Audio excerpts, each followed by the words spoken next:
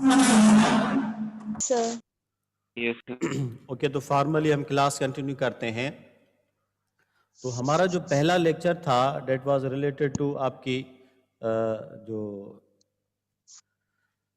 ہندو مسلم unity اور separation سے related تھا. پہلے ہم ہندو مسلم کی سیپریشن کو دیکھیں گے کہ کیا کازز تھے کہ مسلمس اور ہندوز ایک دوسرے سے جدا کیوں ہوئے. وہ جو کوپریشن ان میں تھا اگینسٹ دا برٹش وہ کیوں چلا گیا.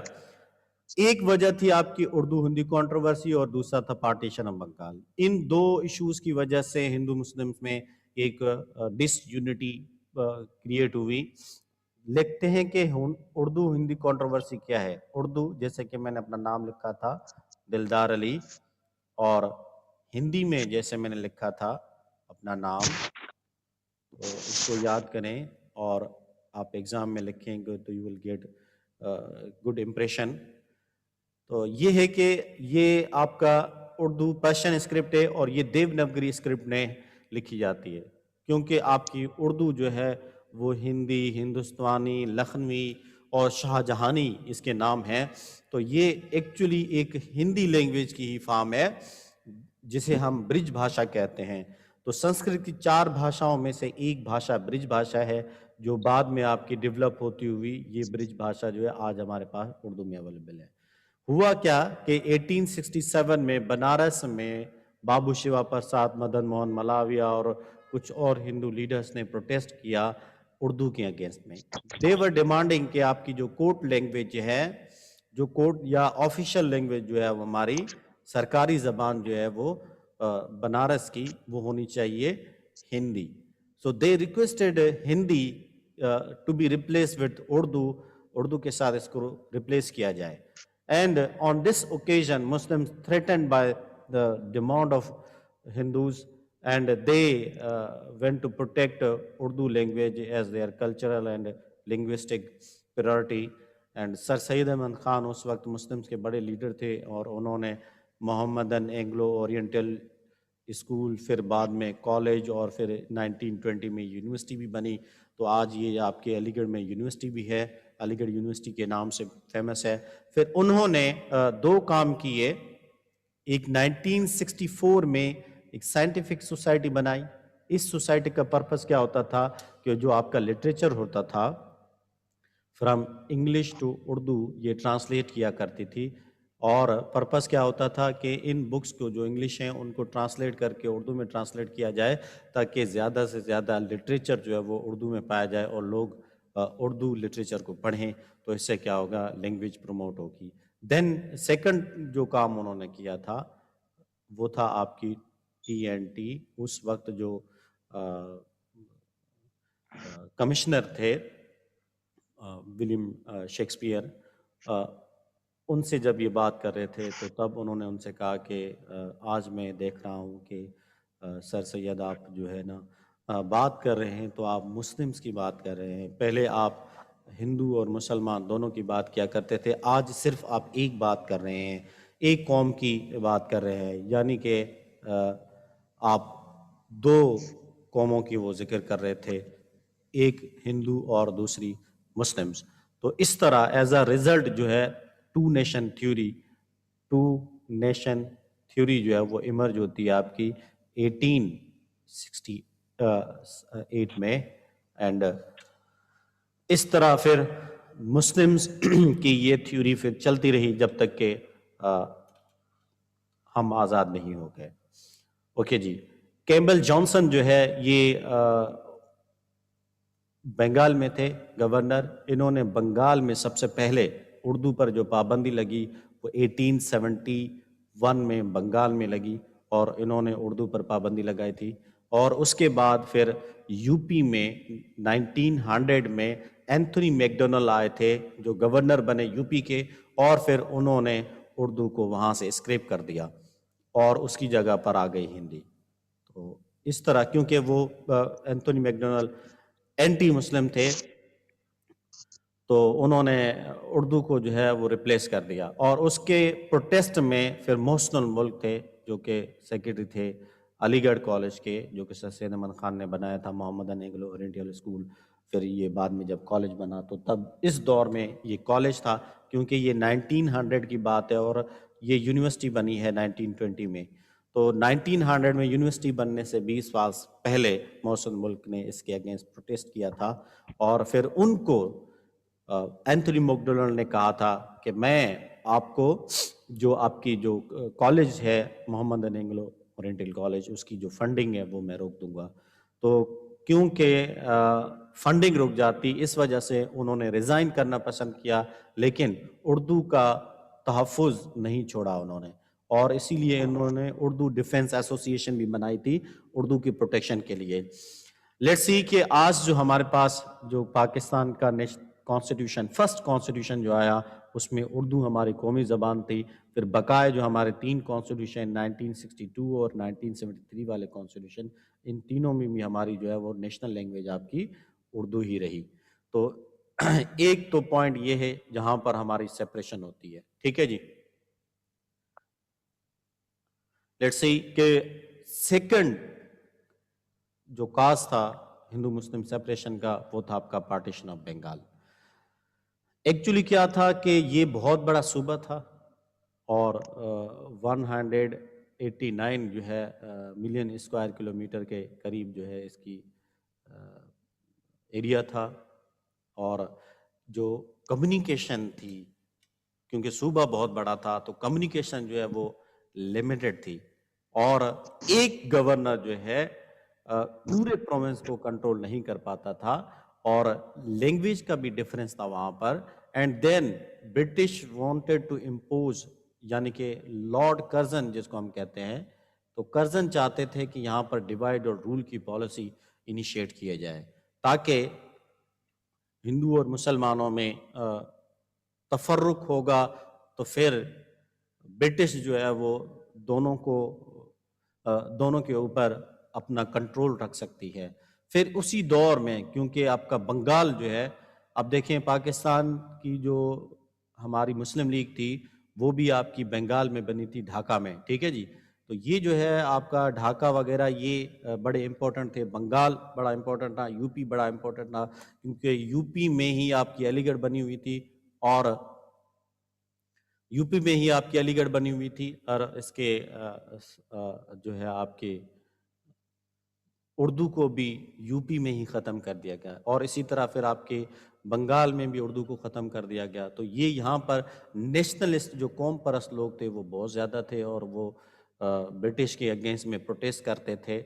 لیٹس سی کہ جب بنگال کو پارٹیشن کیا گیا، ایسٹ اور ویسٹ بنگال میں تقسیم کر دیا گیا، ایسٹ بنگال مسلم کو ملا اور ویسٹ بنگال ہندو کمیونٹی کو دیا گیا، یعنی کہ میجورٹی جو ہے ویسٹ بنگال میں ہندوؤں کی تھی اور ایسٹ بنگال میں مسلم کی تھی. تو مسلمز کا ریسپانس کیا تھا؟ مسلم ویلکم دس پارٹیشن، مسلمانوں نے اس پارٹیشن کو ویلکم کیا، کیونکہ Muslims were benefiting from this, کیونکہ کورٹس وغیرہ اور آپ کی جو پریس وقت تھی وہ ساری ایسٹ بنگال میں شفٹ ہو گئی تھی.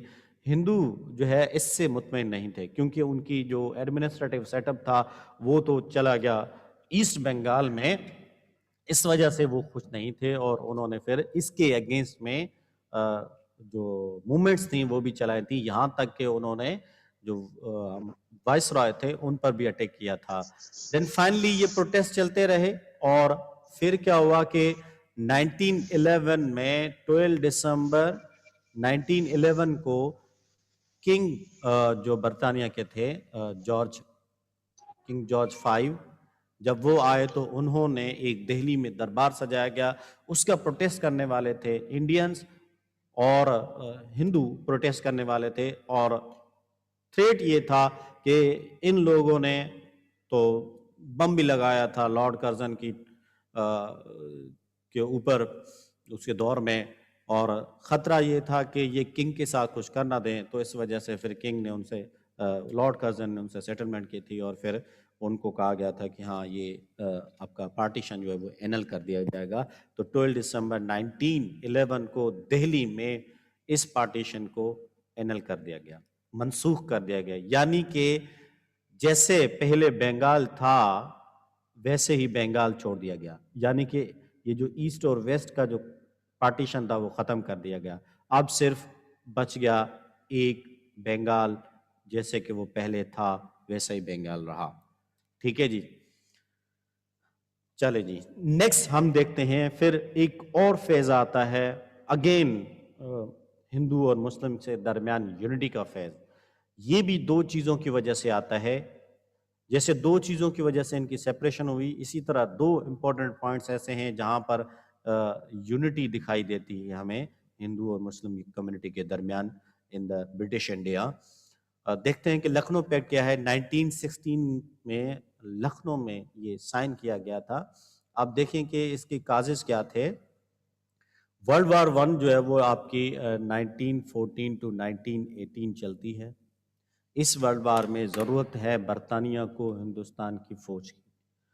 ہندوستان کی فوج کے لیے ایک کنڈیشن لگائی گئی کہ ہندوستان کی جو انڈین آرمی ہے، انڈین جو آرمی ہے وہ آپ کی تبھی جائے گی جب کہ آپ ہمیں دے دیں سیلف رول، سیلف گورنمنٹ، کہ ہماری گورنمنٹ ہونا چاہیے، ہمیں رول کرنا چاہیے. جب تک کہ یہ کنڈیشن سیٹسفائی نہیں ہوگی ہم آپ کو فوج نہیں دینے والے.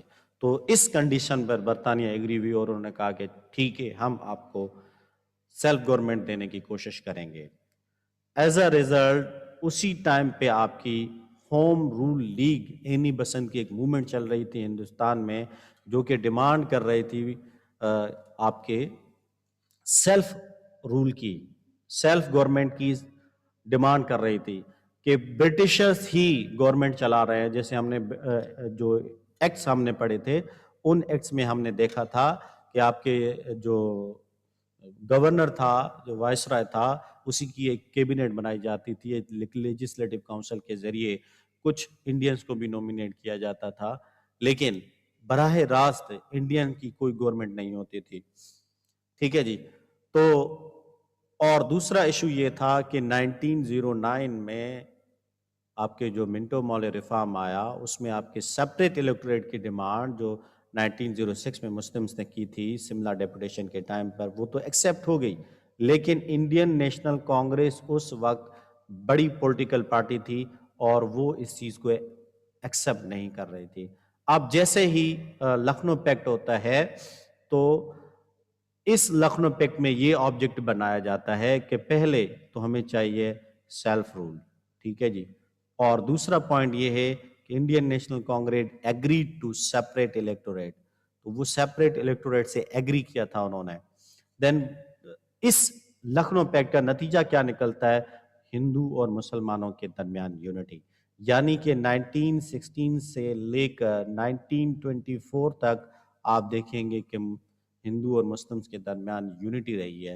اور اسی یونٹی کے نتیجے میں خلافت موومنٹ میں انڈینز نے، ہندوز نے، کانگریس نے مسلم لیگ کو سپورٹ کیا تھا.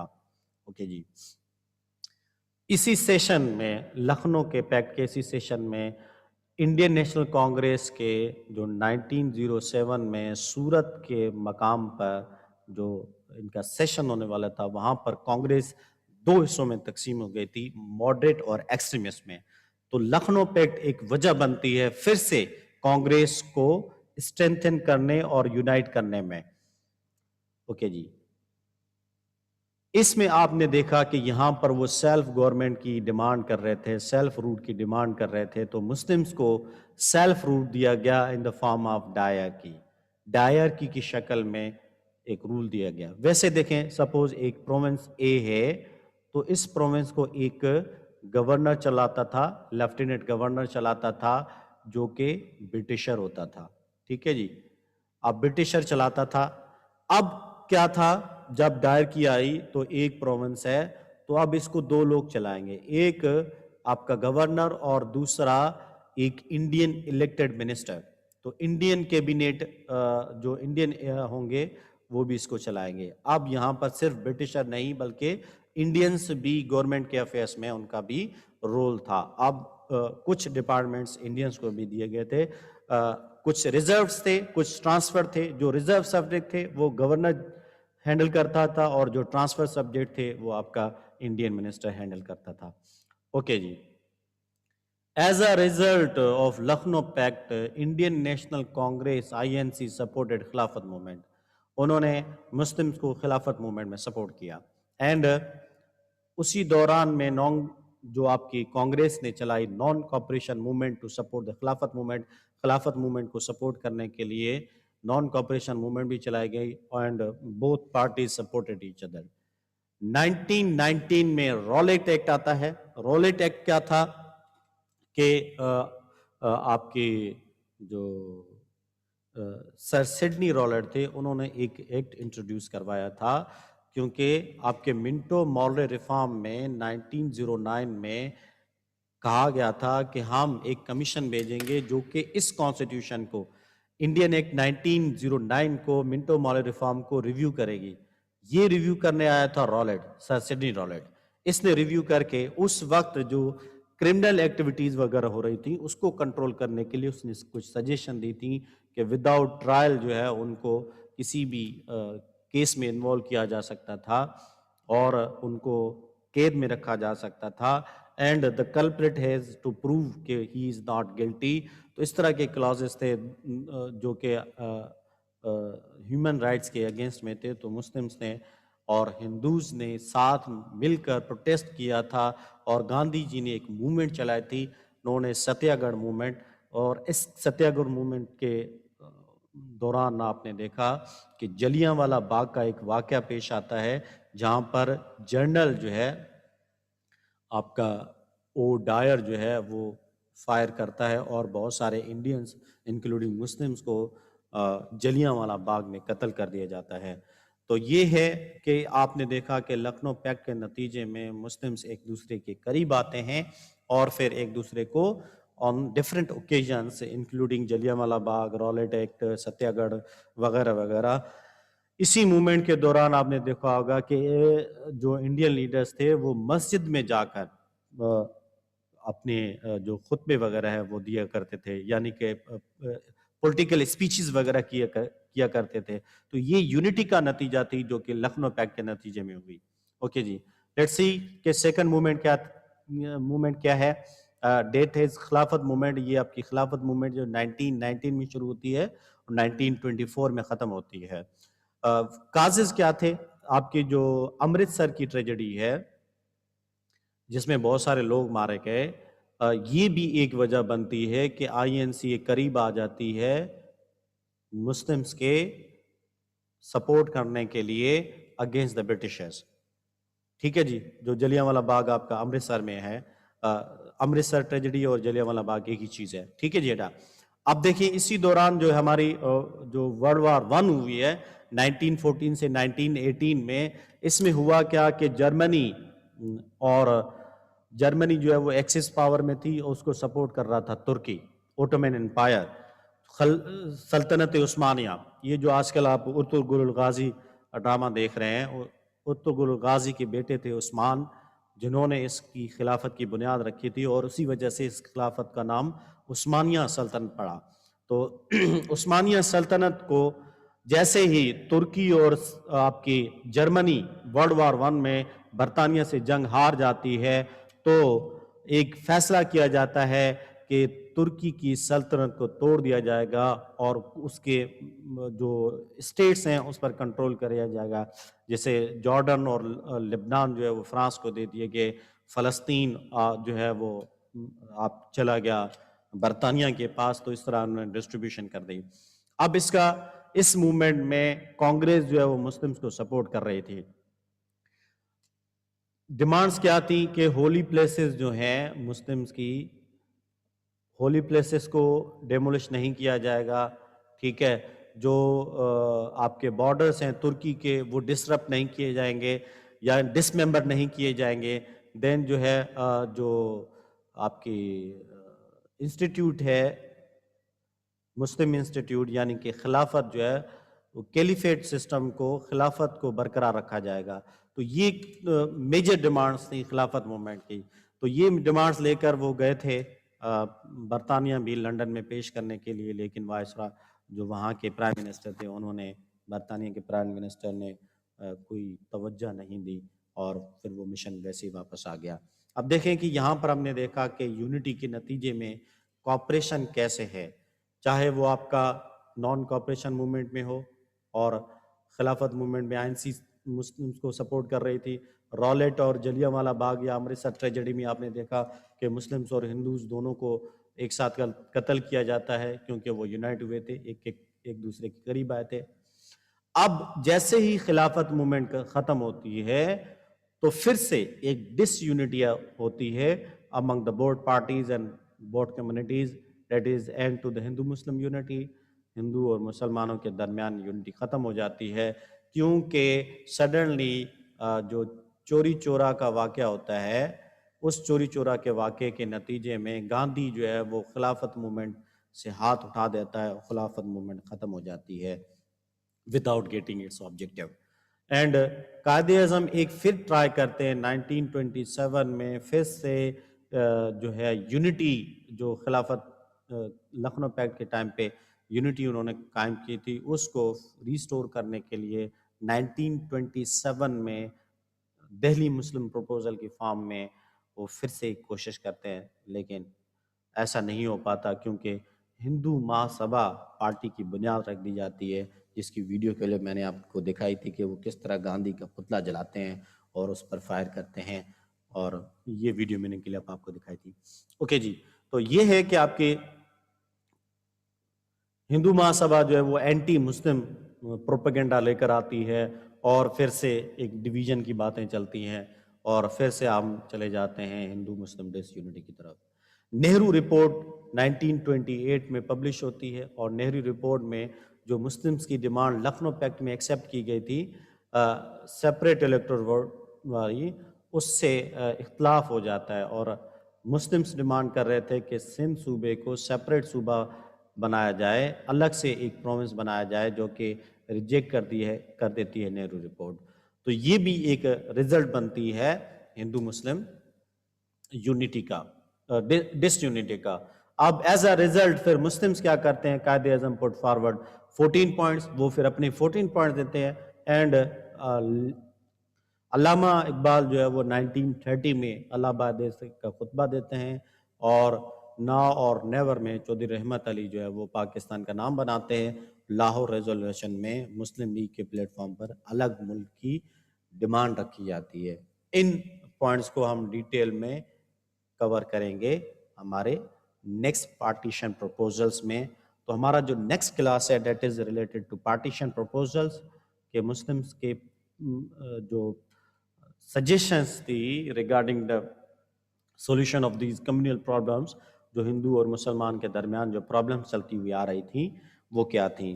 لیٹس سی کہ علامہ اقبال نے الہ آباد ایڈریس کے خطبے پر کہا تھا 30 دسمبر 29 to 30 دسمبر 1930 کو انہوں نے الہ آباد ایڈریس میں ایک خطبہ دیا اور اس میں انہوں نے کہا کہ آئی ووڈ لائک ٹو سی پنجاب، اب یہ KPK ہے، Sindh and Balochistan amalgamated into a single state، ایک سنگل اسٹیٹ میں ان کو ملتا ہوا دیکھنا چاہتا ہوں۔ ہماری خود کی گورنمنٹ ہونی چاہیے، چاہے وہ برٹش امپائر کے کنٹرول میں ہو یا اس کے کنٹرول سے باہر ہو۔ جیسے کہ ہندوستان میں آپ کے برطانیہ جو ہے وہ بھلی ان کا کنٹرول ہو لیکن گورنمنٹ ہماری ہونی چاہیے، اور the formation of consolidated north west میں جو انڈین مسلم اسٹیٹ ہوگی وہ مجھے ایک فائنل ڈیسٹنی مسلمز کی ملتی ہے، جو کہ ایٹ لیسٹ کم سے کم نارتھ ویسٹ انڈیا کے نارتھ ویسٹ میں ہمیں بنا کے دی جائے۔ تو اس طرح انہوں نے ایک سنگل اسٹیٹ کا کانسیپٹ دیا، اس وجہ سے ان کو آپ کے خواب اقبال نے ایک ریاست کا خواب دیکھا تھا، اس سے ہم اس کو ایٹریبیوٹ بھی کرتے ہیں۔ لیٹس سی، اس کو ہم اینالائز کرتے ہیں کہ اس میں کہ ڈیٹا میں کیا چیزیں ہیں جو انہوں نے اسٹیٹمنٹ دیا تھا۔ دیکھیں، ٹو نیشن تھیوری کی تھرڈ اسٹیج یہاں پر آ جاتی ہے۔ فرسٹ اسٹیج کیا ہے؟ Separate nation. سیکنڈ اسٹیج کیا ہے؟ Muslims are separate so they should have separate electorate، تو ان کے پاس separate electorate ہونا چاہیے۔ then third state کیا ہے کہ مسلم should have separate state، کہ مسلمانوں کے پاس separate state ہونی چاہیے۔ اب یہ دیکھیں، یہ یہ ایک فائنل سٹیج ہے، ٹو نیشن تھیوری کی final, the third and the final stage جو کہ علامہ اقبال نے پیش کی تھی، اور ان کے تصور کے مطابق کہ ایک الگ ریاست ہونی چاہیے مسلمانوں کے لیے۔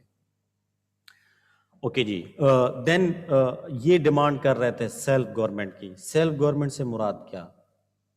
ہندو اور مسلمانوں کی گورنمنٹ، جیسے کہ برٹش انڈیا میں ہو رہا تھا؟ نہیں، یہ چاہتے تھے مسلمز کی government in the single state, چاہے وہ برطانیہ کے انڈر میں ہو یا نہ ہو۔ یعنی کہ دیکھیں، ایریاز کی دو طرح کی ڈسٹریبیوشن وہ کر رہے ہیں، نارتھ ویسٹ میں اور نارتھ ایسٹ میں۔ جو نارتھ ایسٹ والے ایریاز ہوں، پروونسز ہوں، وہ آپ کے چلے جائیں بھلے ہندوز کی طرف، اور نارتھ ویسٹ میں جو ہیں وہ مسلمز کو ملیں، اور یہاں پر کن کی گورنمنٹ ہو؟ مسلمز کی گورنمنٹ ہو۔ تو یہ ان کی ڈیمانڈ تھی کہ مسلمانوں کی اپنی حکومت ہونی چاہیے۔ دین یہ ایک پارٹیشن فارمولا بھی ہے۔ دیکھیں، یہ کہتے ہیں کہ ہندوستان کو تقسیم کر دیں نارتھ ویسٹ میں، یعنی کہ یہ والا جو علاقہ ہے انڈیا کا، یہ والا حصہ مسلمانوں کو ملنا چاہیے۔ تو یہ ایک پارٹیشن فارمولا بھی ہے۔ اور یہ ڈیمانڈ کیوں کر رہے تھے؟ کیونکہ ان کے کلیم کے مطابق India is a continent, India ایک سب کانٹیننٹ ہے، جیسے ایشیا ہے، افریقہ ہے، آپ کا یورپ ہے، اسی طرح انڈیا ایک سب کانٹیننٹ ہے۔ اس سب کانٹیننٹ میں بہت ساری قومیں رہتی ہیں، جس میں دو قومیں خاص ہیں، مسلمان اور ہندو۔ تو اس لیے اس کانٹیننٹ کو نظر میں رکھتے ہوئے ایک سنگل اسٹیٹ مسلمانوں کے لیے ہونی چاہیے۔ پھر کیبنٹ مشن پلان، جو گروپ بی ہے، جو بعد میں کیبنٹ مشن پلان نے سجیسٹ کیا تھا، وہ بالکل اس الہ آباد ایڈریس کے مطابق ہے۔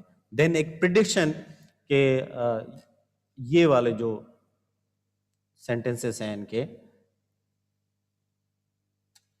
جی، appears to me to be the final destiny of Indian Muslims.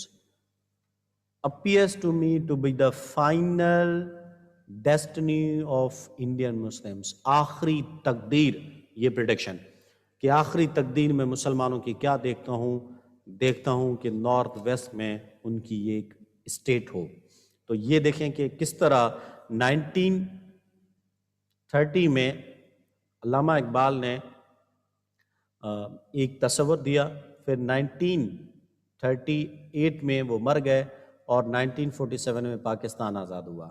تو کیسے 17 ایئرز کے بعد ان کی یہ پریڈکشن ایکوریٹ بنتی ہے۔ اور پھر فائنلی 1971 میں جو مسلمز کو جو بنگلہ دیش جب سیپریٹ ہو گیا، تو ان کی پریڈکشن پرفیکٹ ہو جاتی ہے۔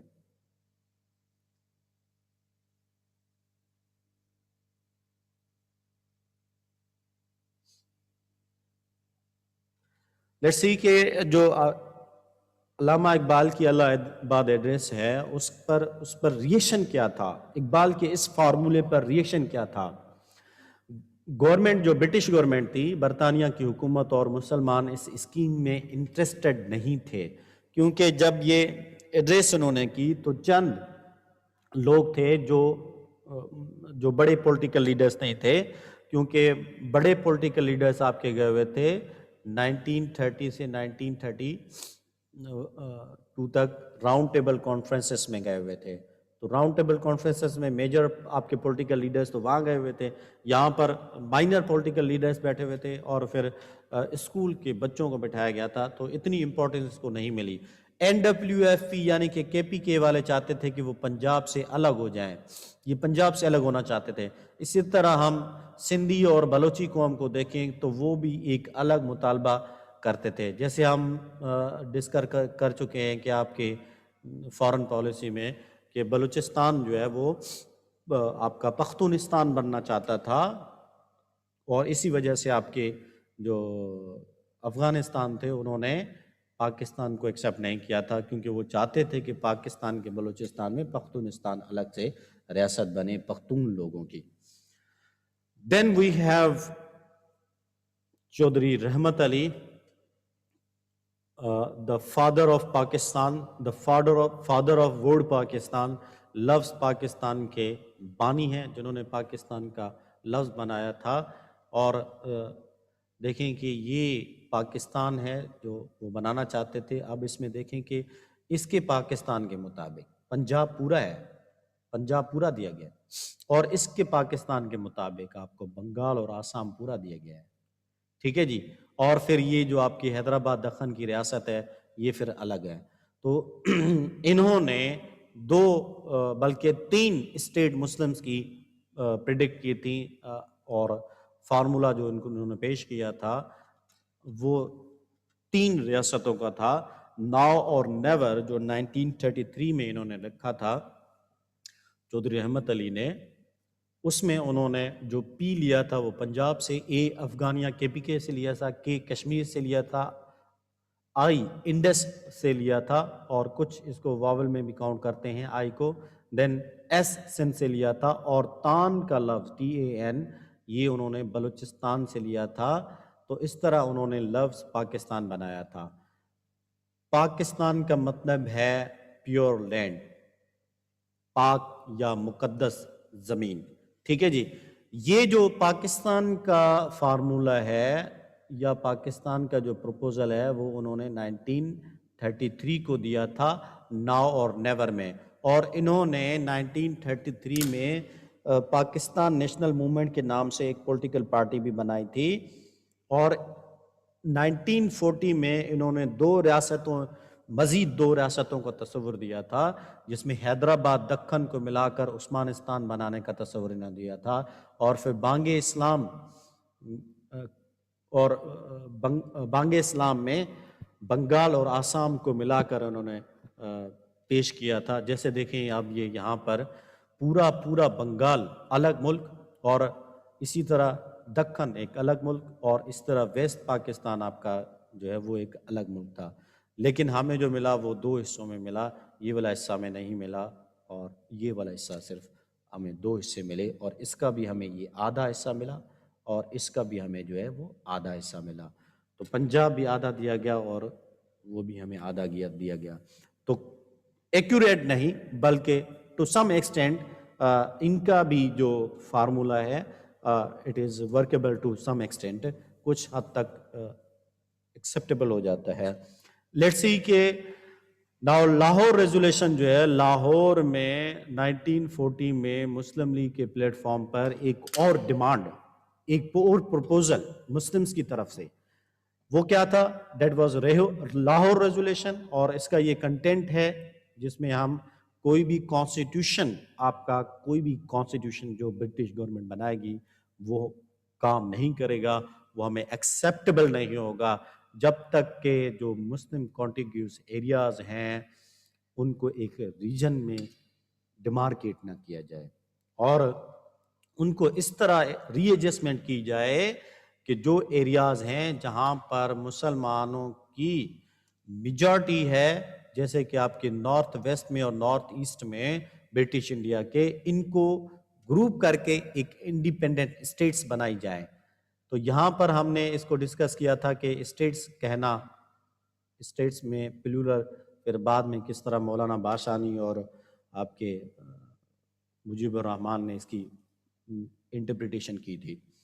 تو تب تک آپ کو ہمیں کوئی کانسٹیٹیوشن ایکسیپٹیبل نہیں ہوگا جب تک کہ ہمارے جیوگرافیکل ریجنز کو یونائٹ کر کے نارتھ ایسٹ اور نارتھ ویسٹ میں ہمیں انڈیپینڈنٹ اسٹیٹس نہیں دی جاتی. اور یہ انڈیپینڈنٹ اسٹیٹ جو ہے وہ آٹونومس اور سوورن ہونی چاہیے. اور جو منارٹیز ہیں،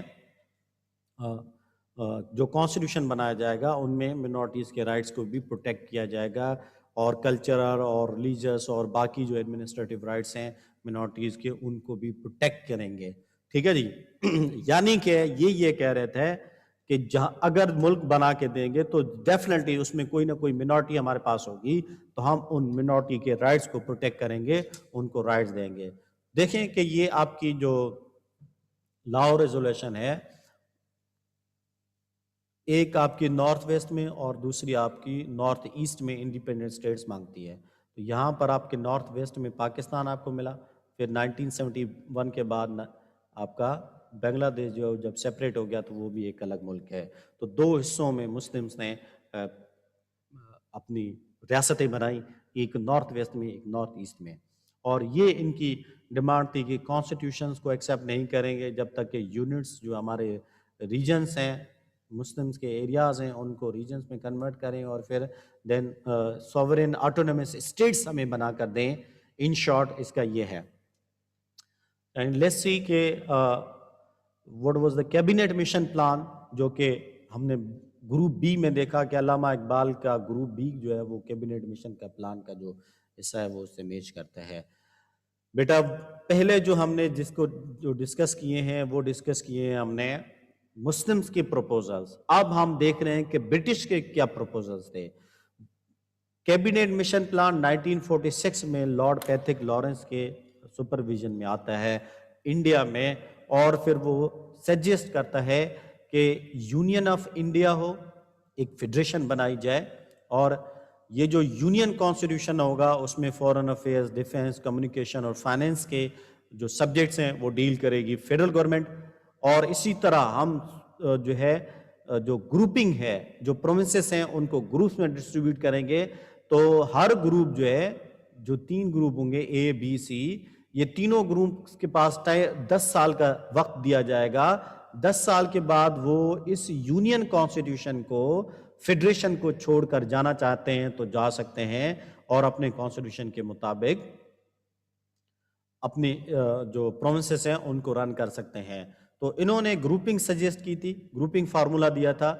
اب دیکھیں، مسلم چاہتے تھے انڈیپینڈنٹ سوورن اسٹیٹ، لیکن cabinet mission plan independent sovereign state نہیں دے رہا. وہ کہہ رہا ہے کہ فیڈریشن ایک ہی ہو، انڈیا ایک ہی ہو، اس کا پارٹیشن نہ ہو، بلکہ اس میں ہم مسلمز اور ہندوز کے جو کمیونل پرابلمز ہیں ان کو سالو کرنے کے لیے ہم کر دیتے ہیں گروپنگ.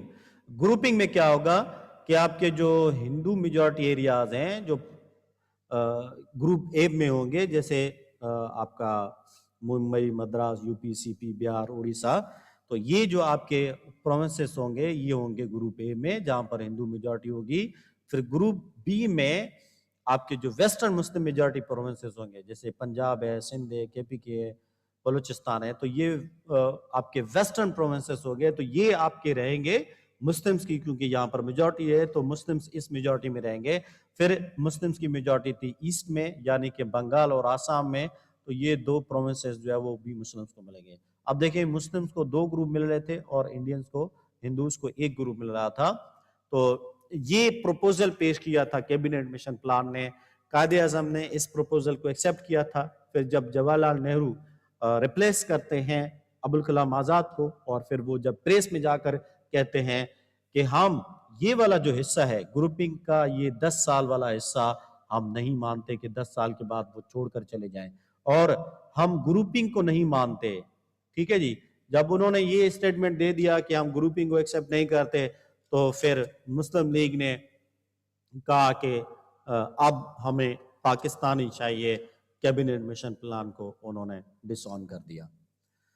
دین جو سیکنڈ جو پریکٹیکل انیشیٹو ہے، اب یہاں پر پروپوزل نہیں، کوئی فارمولا نہیں، ایک پریکٹیکل انیشیٹو کہ سر سائرل ریڈ کلف کو 3 جون پلان میں لارڈ ماؤنٹ بیٹن نے اناؤنس کر دیا کہ ہندوستان کو پارٹیشن کر دیا جائے گا. مسلمز کی ڈیمانڈ یہاں پر ایکسیپٹ ہو گئی، ہندوستان کو پارٹیشن کر دیا جائے گا. انڈین نیشنل کانگریس چاہتی تھی انڈیپینڈنس، ان کو چاہیے تھی آزادی. مسلم لیگ چاہتی تھی کہ ہمیں 2 چیزیں ملیں، انڈیپینڈنس اور دوسرا پارٹیشن، تو 2 چیزیں کریں. اور اسی طرح انڈین نیشنل کانگریس صرف آپ کی آپشن 1 چاہتی تھی، انڈیپینڈنس، کہ ہندوستان کو، یہ جو پورا ہندوستان ہے یہاں سے لے کر یہ والا پورا ہندوستان، یہ پارٹیشن کر دیا جائے، جبکہ مسلم انڈیپینڈنس دے دی جائے، ہندوستان کو آزاد کر دیا جائے. جبکہ مسلمز نے، آپ نے دیکھا اگر تینوں فارمولاز کو دیکھیں تو وہ تینوں کو تینوں جو ہے وہ یہ چیزیں سجیسٹ کرتے ہیں، نارتھ ایسٹ میں اور آپ کے نارتھ ویسٹ میں مسلم اسٹیٹ سجیسٹ کرتے ہیں. تو یہ باقی آپ کا انڈیا ہے. اس طرح یہ ریڈ کلف کی لائن بنا کر بنگال کو ویسٹ بنگال سے، ایسٹ بنگال کو ویسٹ بنگال سے سیپریٹ کر دیا گیا، اور اسی طرح ایسٹ پنجاب کو ویسٹ پنجاب سے سیپریٹ کر دیا گیا. تو 2 حصوں میں ریڈ کلف نے یہ ایوارڈ دیا، جس کی وجہ سے کچھ انجسٹسز بھی ہوئے تھے. ان شارٹ ہم ان کا تھوڑا سا ریویو کر لیتے ہیں. نمبر 1 کو دیکھتے ہیں الہ آباد ایڈریس کو کہ الہ آباد ایڈریس کیا کہتی ہے. یہ کہتی ہے کہ ہمیں نارتھ ویسٹ میں ایک اسٹیٹ چاہیے جس میں آپ کے پنجاب، سندھ، کے پی کی اور بلوچستان صوبے ہوں. پھر دیکھتے ہیں ان شارٹ آپ کا جو ناؤ اور نیور ہے پوائنٹ 2 یہ کیا کہتا ہے. پوائنٹ 2 میں ہم نے دیکھا کہ اس میں 3 علاقے نارتھ ویسٹ میں یہ پاکستان چاہیے ان کو. ٹھیک ہے جی. وہ پاکستان کا ورڈ جو وہاں پر ہم نے لکھا ہے پی سے پنجاب، اے سے افغانیہ والا وہ. اینڈ دین آپ کا نارتھ ایسٹ میں آسام اور بنگال، اور پھر ساؤتھ ایسٹ میں آپ کے جو حیدرآباد دکن ہے وہ. اب اس کا نام انہوں نے پاکستان رکھا، اس کا نام انہوں نے رکھا بانگ اسلام، اور اس کا نام انہوں نے لکھا عثمانستان. ٹھیک ہے جی. تو یہ ان شارٹ آپ کا ناؤ اور نیور ہے. اب لاہور ریزولیشن نے کیا ڈیمانڈ کی تھی؟ لاہور ریزولیشن نے بھی بالکل سملر ڈیمانڈ کی تھی. نارتھ ایسٹ میں ہمیں چاہیے، انہوں نے نام نہیں لیے تھے تو نام کاٹ دیں، نام نہیں لیے تھے، چلیں جی ویگ صورت میں تھے تو نام انہوں نے نہیں لیے تھے، نام کاٹ دیتے ہیں ہم. تو نارتھ ایسٹ میں اور پھر نارتھ ویسٹ میں انہوں نے ان 2 ریجنز کی ڈیمانڈ کی تھی، ان 2 یونٹس کی ڈیمانڈ کی تھی. ٹھیک ہے جی. تو یہاں پر مسلمانوں کی اسٹیٹس بنائی جائیں. یہ لاہور ریزولیوشن 3rd پوائنٹ. دین 4th پوائنٹ ہمارا کیا ہے؟ Cabinet mission plan. Cabinet mission plan نے کہا کہ ہم ہندوستان کو 3 حصوں میں بانٹ دیتے ہیں.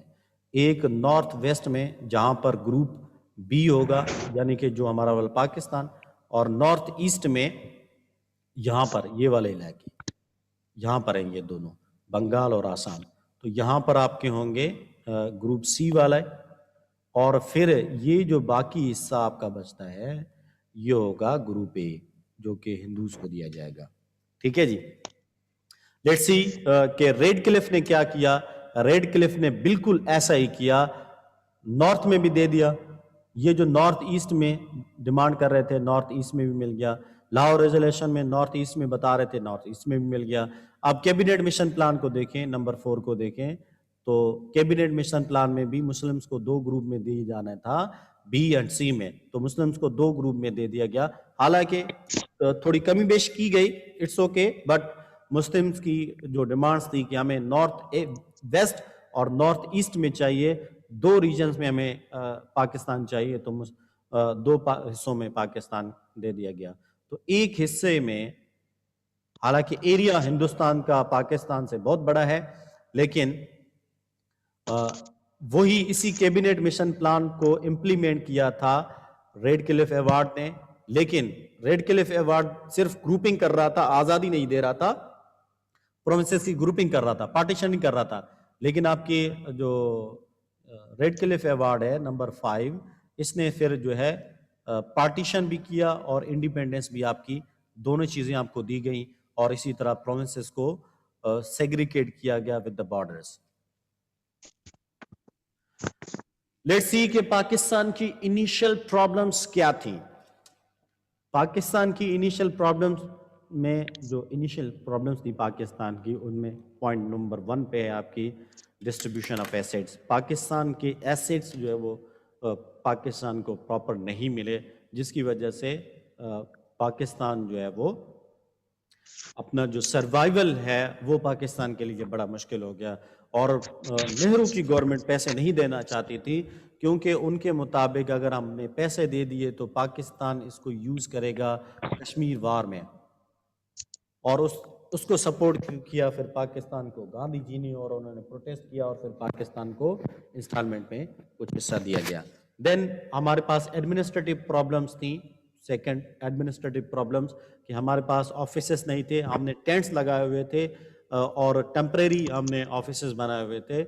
جو مسلمز تھے ویل ایجوکیٹڈ کلاس سے، وہ آپ کے رہ گئے ہندوستان میں، کیونکہ پاکستان میں کوئی ایڈمنسٹریٹو سیٹ اپ نہیں تھا، and they were relinquished to come to Pakistan. And وہ جاب اپنی نہیں چھوڑنا چاہتے تھے کیونکہ ہندوستان میں سیٹ اپ پورا بنا ہوا تھا اور ہمارے پاس کچھ نہیں تھا. اینڈ ہمارے پاس پھر ریفیوجیز کے پرابلم تھی. آپ کی تھرڈ ریفیوجیز پرابلم تھی. 6.5 ملین لوگ جو ہے وہ پاکستان میں آئے اور اسی طرح پاکستان سے 5.5 ملین جو ہے وہ انڈیا میں چلے گئے. تو ایک ریفیوجیز کا جو ہے تقریباً 10 ملین لوگ ہمارے پاس زیادہ آ گئے. پاکستان میں 10 ملین لوگ ہندوستان سے زیادہ پاکستان میں آئے. اب ویسے ہی ہمارے پاس ایڈمنسٹریٹو سیٹ اپ نہیں تھا, ہمارے پاس ایسیٹس نہیں تھے, اور اوپر سے 10 ملین کی پاپولیشن کو مینیج کرنا it was a big issue for the Pakistan. Then Pakistan کے ساتھ پرنسلی اسٹیٹس کی انیکسیشن کا مسئلہ تھا. اب دیکھیں اس میں جو آپ کی مین امپورٹنٹ ہے دیٹ از کشمیر کا ایک ایشو تھا, اور پھر مناوادر, جوناگڑھ اور حیدرآباد کا ایشو تھا. حیدرآباد جو ہے وہ انڈیپینڈنٹ رہنا چاہتا تھا لیکن انڈیا نے اس پر قبضہ کر لیا. مناوادر اور جوناگڑھ پاکستان کے ساتھ انیکس کرنا چاہتے تھے لیکن انڈیا نے قبضہ کر لیا. کشمیر کی پاپولیشن مسلم میجورٹی پاپولیشن تھی, وہ چاہتے تھے کہ پاکستان سے ایکسیڈ کریں لیکن پھر ان پر جو ہے وہ انڈیا نے قبضہ کر دیا. اب انسٹرومنٹ آف ایکسیشن 1935 کا انڈین ایکٹ جو ہے وہ دونوں اسٹیٹس کو دیا گیا. اس ایکٹ کے تحت اگر کوئی پرنسلی اسٹیٹ کسی اسٹیٹ کو, چاہے انڈیا ہو یا پاکستان ہو, ان دونوں میں سے کسی کو جوائن کرنا چاہتی ہے تو it will sign instrument of accession sign کرے گی. ٹھیک ہے جی. تو اس طرح پاکستان کے ساتھ کشمیر کا ایشو تھا, اور پاکستان نے انڈیا کے ساتھ جو سب سے پہلی جنگ لڑی ہے وہ بھی کشمیر کی اوپر لڑی ہے, اور آج تک ہمارے جو ایشوز ہیں انڈیا کے ساتھ وہ کشمیر کی وجہ سے ہیں. Then we have an other issue that is Pakistan versus Pakistan. اس میں جو بی لیٹر ہے وہ ایڈ نہیں کیا گیا.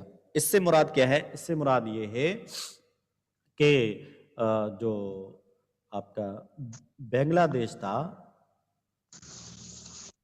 بنگال جو تھا آپ کا, وہاں پر آپ کے ریڈ مولانا اور آپ کے مجیب الرحمان ان دونوں نے لاہور ریزولوشن کی انٹرپریٹیشن کی. مجیب الرحمان ان دونوں نے لاہور ریزولوشن کی انٹرپریٹیشن کی, اور جیسے میں نے آپ کو کہا تھا کہ وہاں پر انڈیپینڈنٹ اسٹیٹس لکھا ہوا تھا تو پلورل کر دیا تھا, جس سے انہوں نے یہ نتیجہ اخذ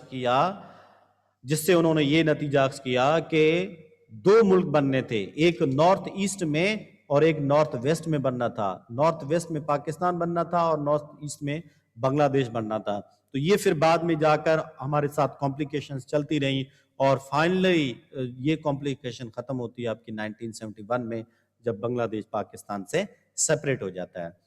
میں نے آپ کو پکچرز دکھائی تھی انڈین کیپٹل کی, اور جبکہ دوسری طرف میں نے آپ کو پاکستان کی کیپٹل کراچی کی حالت دکھائی تھی, جس میں آپ نے دیکھا تھا کہ ریفیوجیز کے ٹینٹس وغیرہ لگے ہوئے تھے. تو وہاں پر کیونکہ آلریڈی برٹش کا ایڈمنسٹریٹو سیٹ اپ تھا تو ان کے پاس کیپٹل بنا ہوا تھا, اور ہمارے پاس وہ ایڈمنسٹریٹو سیٹ اپ جو ہے ایک اسٹیٹ کا جو ہونا چاہیے وہ ہمارے پاس نہیں تھا. تو ہمارے پاس ایک کیپٹل کا ایشو بھی تھا. اس کو اس طرح ریزالو کیا گیا کہ انیشلی کا جو آپ کو کراچی ہے اس کو کیپٹل بنایا گیا, جس سے جو ہے وہ آپ کے سندھی پاپولیشن جو ہے وہ was not happy at that time, کیونکہ it was the main hub of the Sindh province. And then let's see کہ آپ کی کربنگ کیا ہے. آج بھی اکھنڈ بھارت کے نام سے ایک تصور پایا جاتا ہے. جو کمپوزٹ نیشنلزم میں بلیو کرتے تھے پولیٹیکل لیڈرز, جو یہ کہتے تھے کہ آپ کا جو ہندو ہیں اور مسلمان ہیں وہ ایک قوم ہے, ارریسپیکٹیو آف ریلیجن. مذہب کی بات نہیں ہے یہاں پر قومیت کی بات ہے. ایک زبان بولنے والے ہیں, ایک جیسا لباس پہننے والے ہیں, ایک جیسا کلچر فالو کرنے والے ہیں, تو ہم ایک قوم ہیں. تو جو کمپوزٹ نیشنلزم میں بلیو کرتے تھے وہ یہ بلیو کرتے تھے کہ پاکستان جو ہے وہ پھر سے مرج ہو جائے گا انڈیا کے ساتھ. اور آپ کے انڈین لیڈرز جیسے کہ سردار پٹیل صاحب اور نہرو اس وجہ سے ایگری ہوئے تھے کہ ایک کرپلنگ پاکستان جو دیا جائے گا ان کو, لولا لنگڑا پاکستان اگر دے دیں گے تو وہ جلد ہی سروائیو نہیں کر پائے گا اور جلد ہی وہ پاکستان کے ساتھ انڈیا کے ساتھ مرج ہو جائے گا اور پھر سے اخوند بھارت جیسا تھا ویسے بھارت رہے گا. تو still there are people they believe کہ پاکستان جو ہے وہ اس سے یونائٹ ہوگا. دین پاکستان کے ساتھ واٹر ایشو تھا. جو آپ کا انڈس واٹر ہے اس کی جو ٹریبیوٹریز ہیں آپ کے راوی، بیاس، ستلج، جہلم، چناب، تو اس پر ڈسپیوٹ تھا اور پھر ہم نے انڈیا کے ساتھ اس پر بھی جھگڑا ہوا ہمارا. اور 1960 میں ہم نے ایک ایگریمنٹ سائن کیا تھرو دا یوجین بلیک جو آپ کے تھے ورلڈ بینک کے، انہوں نے یہ ایگریمنٹ سائن کروایا تھا. اور پھر پاکستان جو وہ 3 دریاؤں کا پانی پاکستان یوز کرتا ہے، 3 دریاؤں کا پانی انڈیا یوز کرتا ہے. پھر پاکستان کے ساتھ کانسٹیٹیوشنل پرابلم بھی تھی کہ جو کانسٹیٹیوئنٹ اسمبلی بنائی گئی تھی اس کے ساتھ بڑی کمپلیکیشنز تھی related to the religion, structure of government, form of government and federation کا رول اینڈ پاور ٹرانسفر وغیرہ، اس طرح کے بڑے ایشوز تھے. اور اسی طرح آپ کا جو پروونشل ریپریزنٹیشن تھی، صوبوں کی جو ریپریزنٹیشن تھی، وہ بھی ایک بڑا ایشو تھا آپ کی کانسٹیٹیوشنل ڈیڈ لاک میں، جو کہ ہم نے 9 سال کی اسٹرگل کے بعد پاکستان نے کانسٹیٹیوشن بنایا تھا. 1935 کا ایک ٹرم یوز کرتے رہے جب تک کہ ہم نے یہ کانسٹیٹیوشن نہیں بنایا. تو 1956 میں ہم نے پہلا کانسٹیٹیوشن بنایا اور اس طرح جو کانسٹیٹیوشنل ڈیڈ لاک ہے وہ ختم ہوا تھا. اس کو ہم کانسٹیٹیوشنل پرابلمس میں، جو پاکستان کی کانسٹیٹیوشنل ڈیولپمنٹ کے چیپٹر میں ہم نے اس کو ڈیٹیل میں پڑھا ہے. ٹھیک ہے جی. دین ہمارے پاس 2 بڑے لیڈر تھے. ایک ہمارے گورنر جنرل قائد اعظم محمد علی جناح تھے اور دوسرے تھے ہمارے لیاقت علی خان.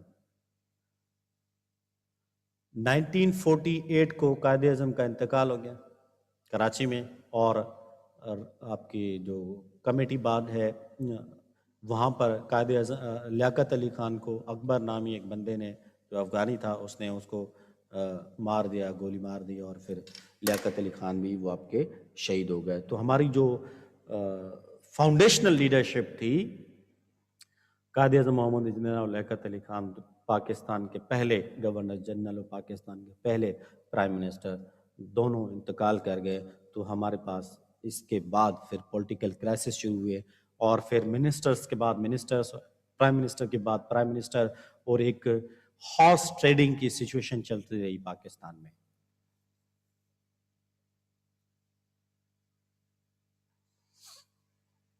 اوکے جی. فزیکل فیچرز آف پاکستان کے فزیکل فیچرز کو دیکھتے ہیں ہم.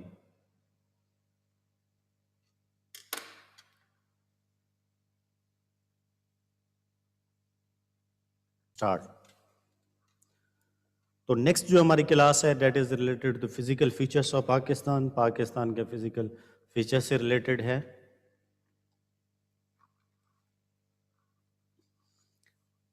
پاکستان کی لوکیشن دیکھتے ہیں کہ گلوبلی پاکستان کی لوکیشن کیا ہے. یہ ہے پاکستان.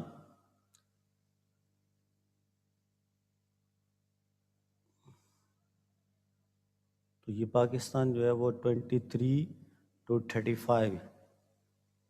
23 to 37.5 جو ہے وہ آپ کی پاکستان کی لوکیشن ہے لیٹیٹیوڈ ایسٹ میں. ٹھیک ہے جی. نارتھ میں، ایک minute,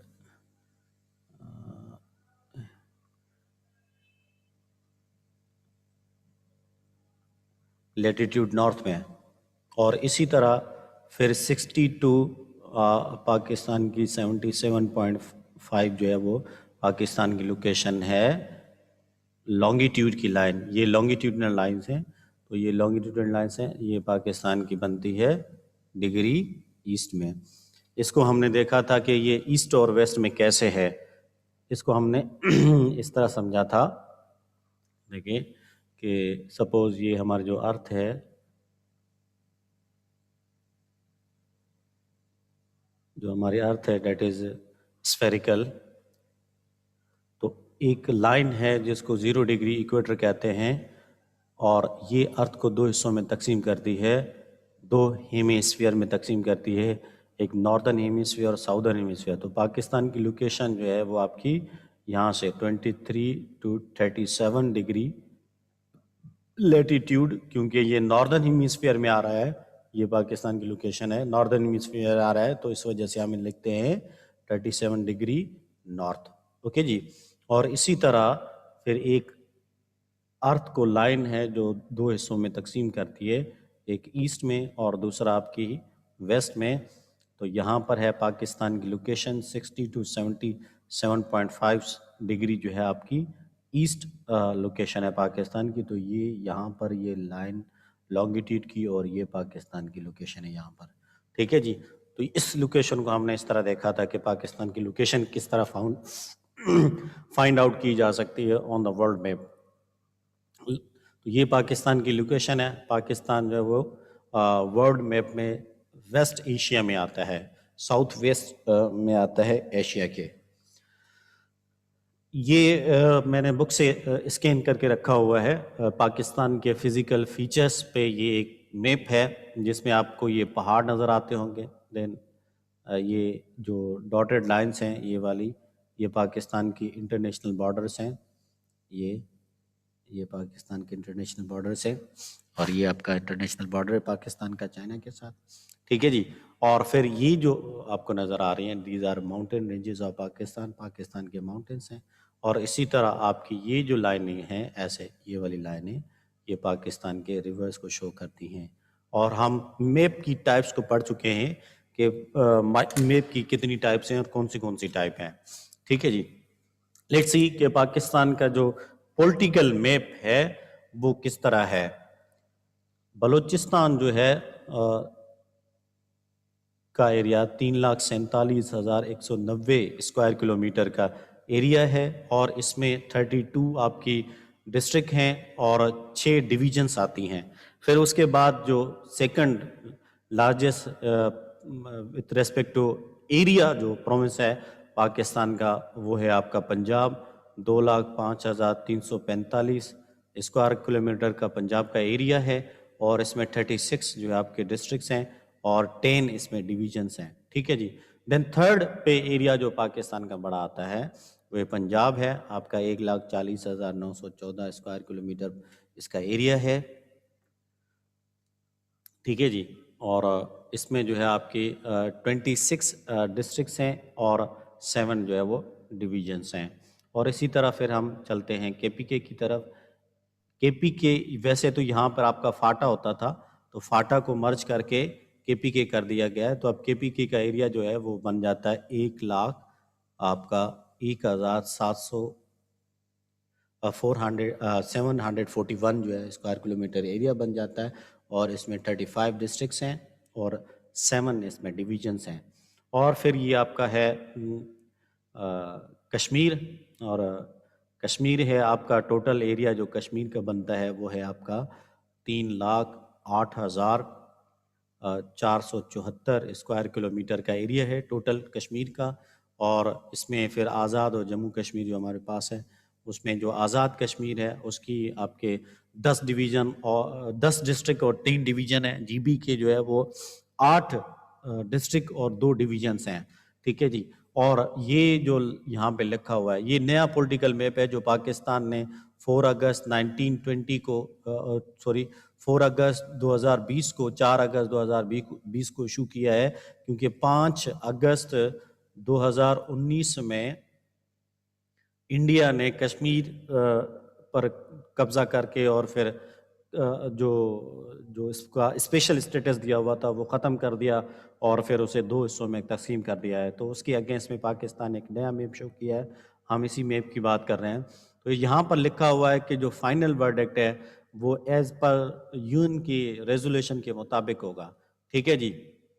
let's talk about the borders, کہ پاکستان کے بارڈرز جو ہے وہ کون سے ہیں۔ تو یہ نارتھ میں پاکستان کا بارڈر جو ہے وہ چائنا میں کے ساتھ لگتا ہے، چائنا کے ساتھ ہمارا 585 کلومیٹر کا بارڈر لگتا ہے، اور اس کے بعد پھر ہمارا انڈیا ہے جس کے ساتھ انڈیا کے ساتھ ہمارا بارڈر لگتا ہے، یہ 1610 کلومیٹر کا بارڈر ہمارا انڈیا کے ساتھ لگتا ہے، اور 2252 کلومیٹر کا بارڈر جو ہے وہ افغانستان سے لگتا ہے، اور یہاں پر ایک واخان اسٹرپ ہے جو کہ افغانستان سے کے صوبے بدخشاں سے کنیکٹ ہوتی ہے اور ہمیں تاجکستان سے کنیکٹ کرتی ہے، تو اس کو ہم کہتے ہیں واخان اسٹرپ، جو کہ 20 کلومیٹر کی ہے۔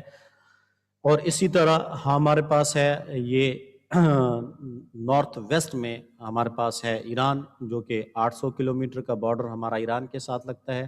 یہ پاکستان کی سمندری کوسٹ لائن ہے جو 1046 کلومیٹر کی لمبی ہے، اور یہ پاکستان کے ساتھ جو سی لگتا ہے دیٹ از عربین سی، اور عربین سی جو ہے وہ آپ کی ہے 3.862 ملین اسکوائر کلومیٹر کا ایریا ہے، جو کہ پاکستان کے انڈر میں آتا ہے عربین سی کے ساتھ، ٹھیک ہے جی۔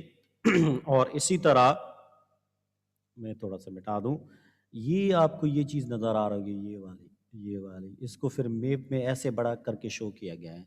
دس از کالڈ سر کریک، یہ سر کریک کی لائن ہے جو کہ 96 کلومیٹر کی ہے، اور انڈیا اور پاکستان دونوں اس پر کلیم کرتے ہیں۔ پاکستان نے نئے میپ میں سر کریک کو اپنی سائٹ پہ شو کیا ہے۔ یہ سر کریک جو ہے وہ انڈیا کے گجرات اور پاکستان کے سندھ صوبے کے درمیان میں واقع ہے۔ اوکے جی، اب دیکھیں کہ انڈیا میں مناوا در اور آپ کا جوناگڑھ جو ہے، یہ دو علاقے ہیں، اس پر بھی پاکستان کا لیگلی رائٹ بنتا ہے، اور آپ کو میں اس پر ویڈیو بھی دکھا چکا ہوں، ٹھیک ہے جی۔ جوناگڑھ کا ایریا 160 اسکوائر کلومیٹر کا ہے، اور مناوا در کا ایریا جو ہے وہ آپ کا 3180 اسکوائر کلومیٹر کا ایریا ہے جو مناوا در میں آتا ہے۔ these to be part of Pakistan but India پر ان کا کنٹرول ہے۔ Let's continue.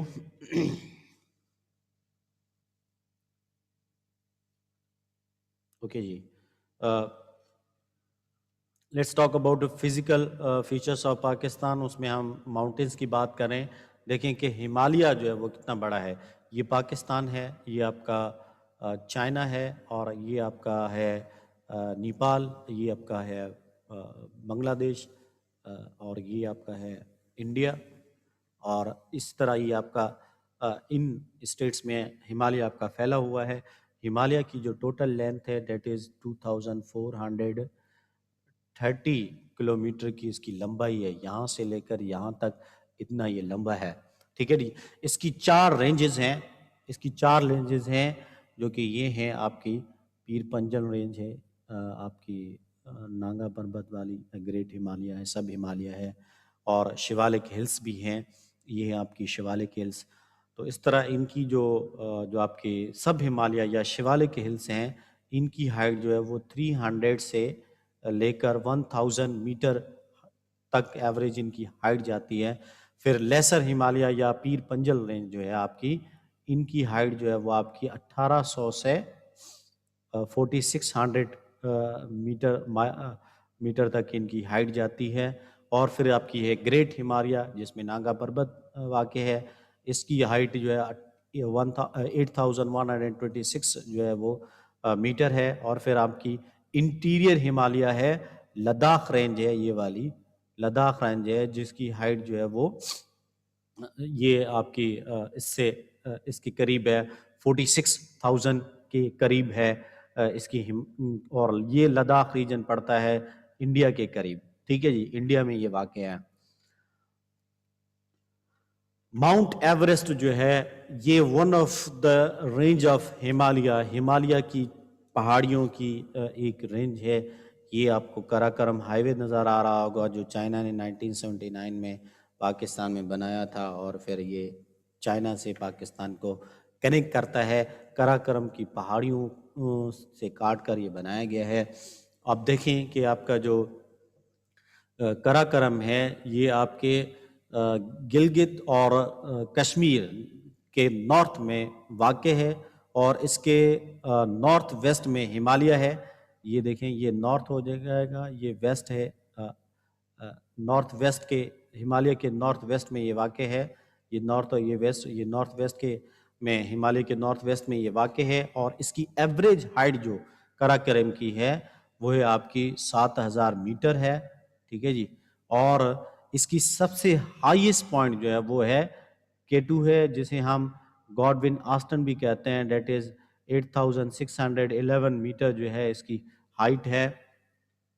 आपकी जो सियाचिन सिल्क रूट और कराकरम हाईवे जो आपके ये जो रूट्स हैं ये आपको कराकरम माउंटेन्स में नज़र आते हैं। और सबसे इम्पोर्टेंट चीज़ क्या है कि कराकरम पाकिस्तान को कनेक्ट करता है विद द चाइना, हमें चाइना से कनेक्ट करता है कराकरम।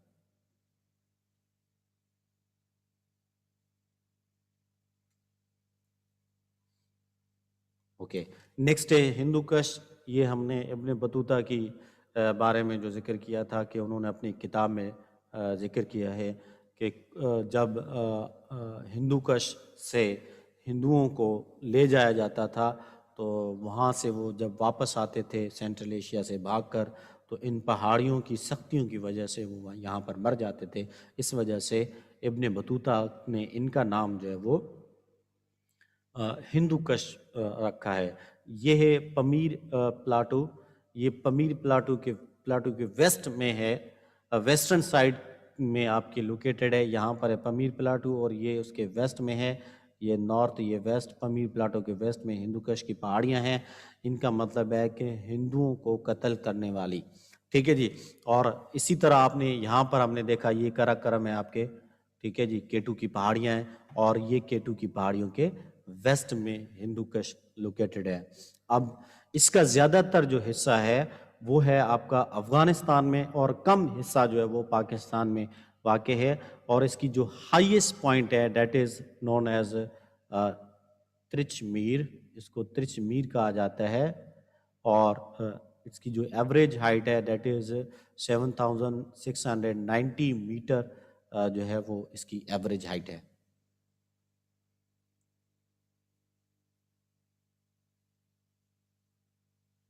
ओके जी।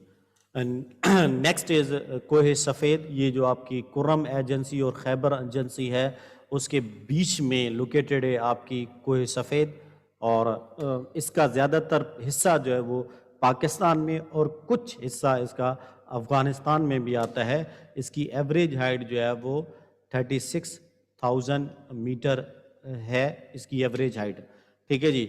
और इसके साउथ में बहता है आपका कुर्रम रिवर, क्योंकि ये आपके ये इसके साउथ में आती है कुर्रम एजेंसी, इसके साउथ में बहता है कुर्रम रिवर। और इसको कहते हैं हम कोह सफ़ेद। और ये बर्फ़ से ढकी हुई होती हैं, इस वजह से इनको कोह सफ़ेद कहा जाता है। देन वज़ीरिस्तान हिल जो कि पहले आपका ये था हिस्सा था आपके इनका क्या नाम है फाटा का। वज़ीरिस्तान हिल्स जो है वो फाटा के हिस्से थी, अभी ये KPK का हिस्सा है। तो क्योंकि फाटा को KPK के साथ मर्ज किया गया है तो तब से आपका अभी ये वज़ीरिस्तान और इसकी जो 7 एजेंसीज थी फाटा की वो KPK से मर्ज हो गई है, ठीक है जी। अब इसका जो एरिया है ये गोमल पास और कुर्रम पास के दरमियान में लोकेटेड है, जिसको हम वज़ीरिस्तान हिल कहते हैं। इनकी एवरेज हाइट जो है वो 1500 से 3000 मीटर तक इनकी एवरेज हाइट है। टूची, गोमल और कुर्रम रिवर जो है इन पहाड़ियों से गुजरते हैं। ये तीनों दरिया टूची, गोमल और कुर्रम रिवर यहाँ से पास होते हैं। इसमें एक पास है पहाड़ों से बनाया हुआ, एक पास है नोन एज टूची पास। तो ये हमें कनेक्ट करता है विद अफ़गानिस्तान, यानी कि वज़ीरिस्तान से जो टूची पास गुजरती हैं वज़ीरिस्तान हिल से वो हमें कनेक्ट करती हैं अफ़गानिस्तान के प्रोविंस गज़नी से। और यहाँ में जो फेमस है that is trade route known as Gomal पास, जो कि पाकिस्तान और अफ़गानिस्तान के दरमियान में एक ट्रेड रूट है। यहाँ पर एक कैंटोनमेंट भी बना हुआ है आपके डेरा इस्माइल ख़ान में। और बन्नू से भी ये कनेक्टेड हैं। और ये पहाड़ियों के आपसे इन पहाड़ियों के साथ ही एक कैंटोनमेंट मिलिट्री जो है वो بیس بنی ہوئی ہے, ملٹری کنٹونمنٹ بنا ہوا ہے. یہ دیکھیں بیٹا, یہ میں تھوڑا سا تیز کر دوں, یہ دیکھیں, یہ یہاں پر ہیں آپ کی وزیرستان ہل پاکستان کے میپ کے مطابق.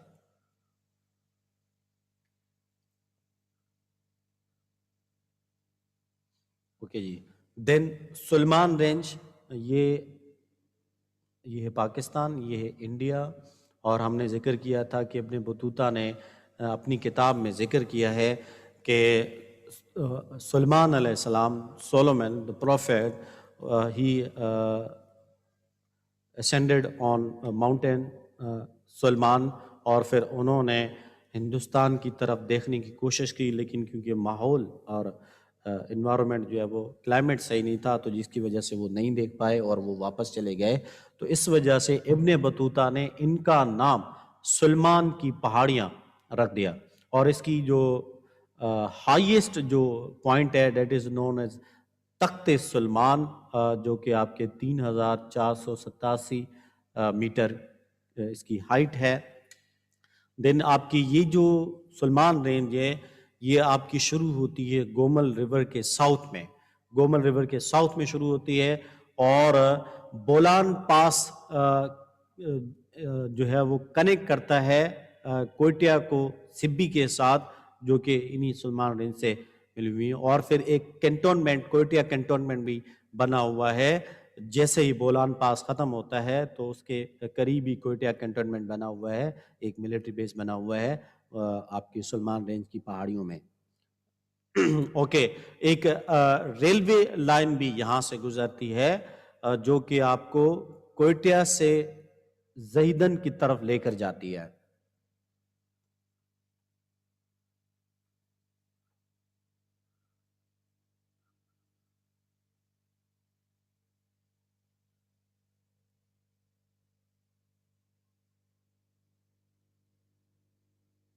اوکے, ناؤ خیرتر رینج, یہ آپ کی جو سلمان رینج ہے, یہ دیکھیں یہ سلمان رینج ہے, اس کے ساؤتھ میں ہے آپ کی خیرتر رینج, اور اس سے حب اور لیاری ریور بہتے ہیں کراچی کی طرف.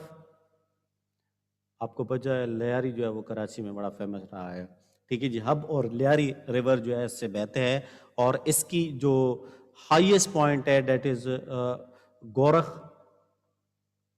اور یہ ایک ہل اسٹیشن ہے, یہاں پر لوگ جاتے ہیں گھومنے کے لیے. ہائیسٹ پوائنٹ اس کی گورکھ ہے, 1734 میٹر اس کی ہائٹ ہے, اور یہ جو ہے آپ کو سلمان رینج کی ساؤتھ میں پڑتی ہے.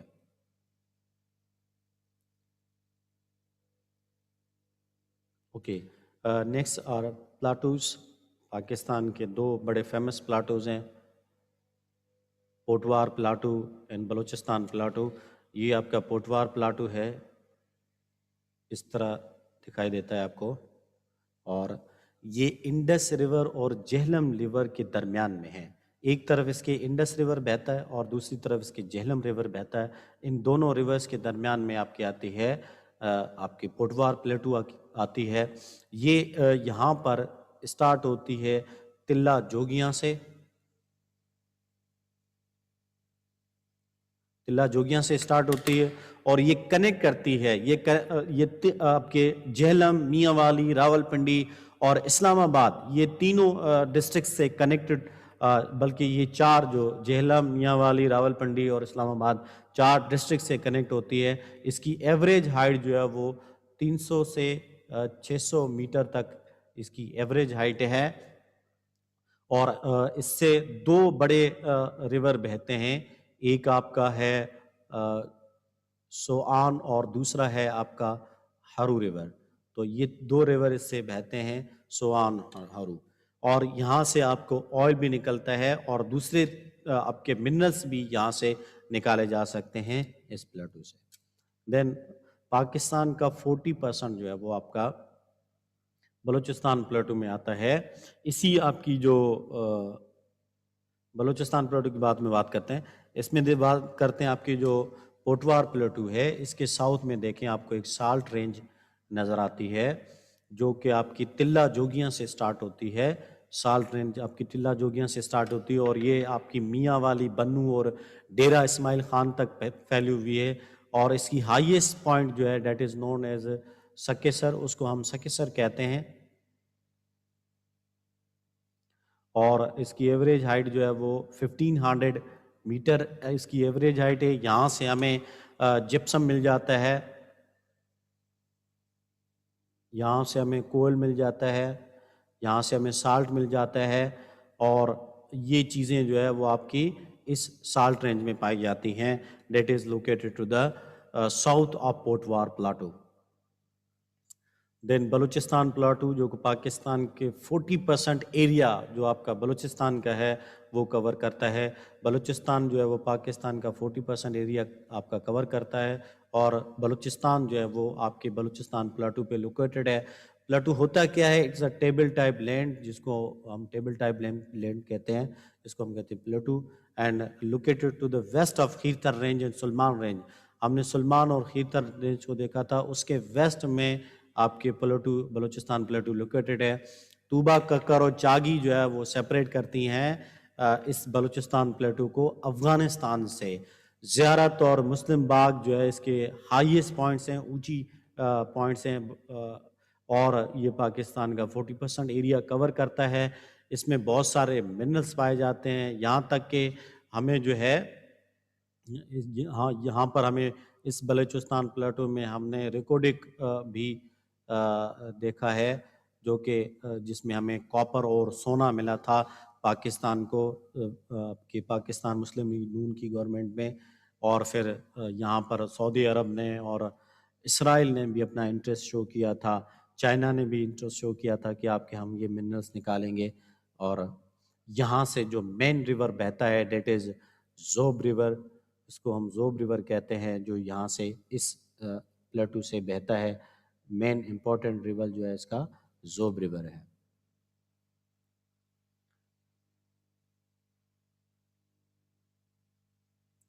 پلینس آف پاکستان، پاکستان کی زمین.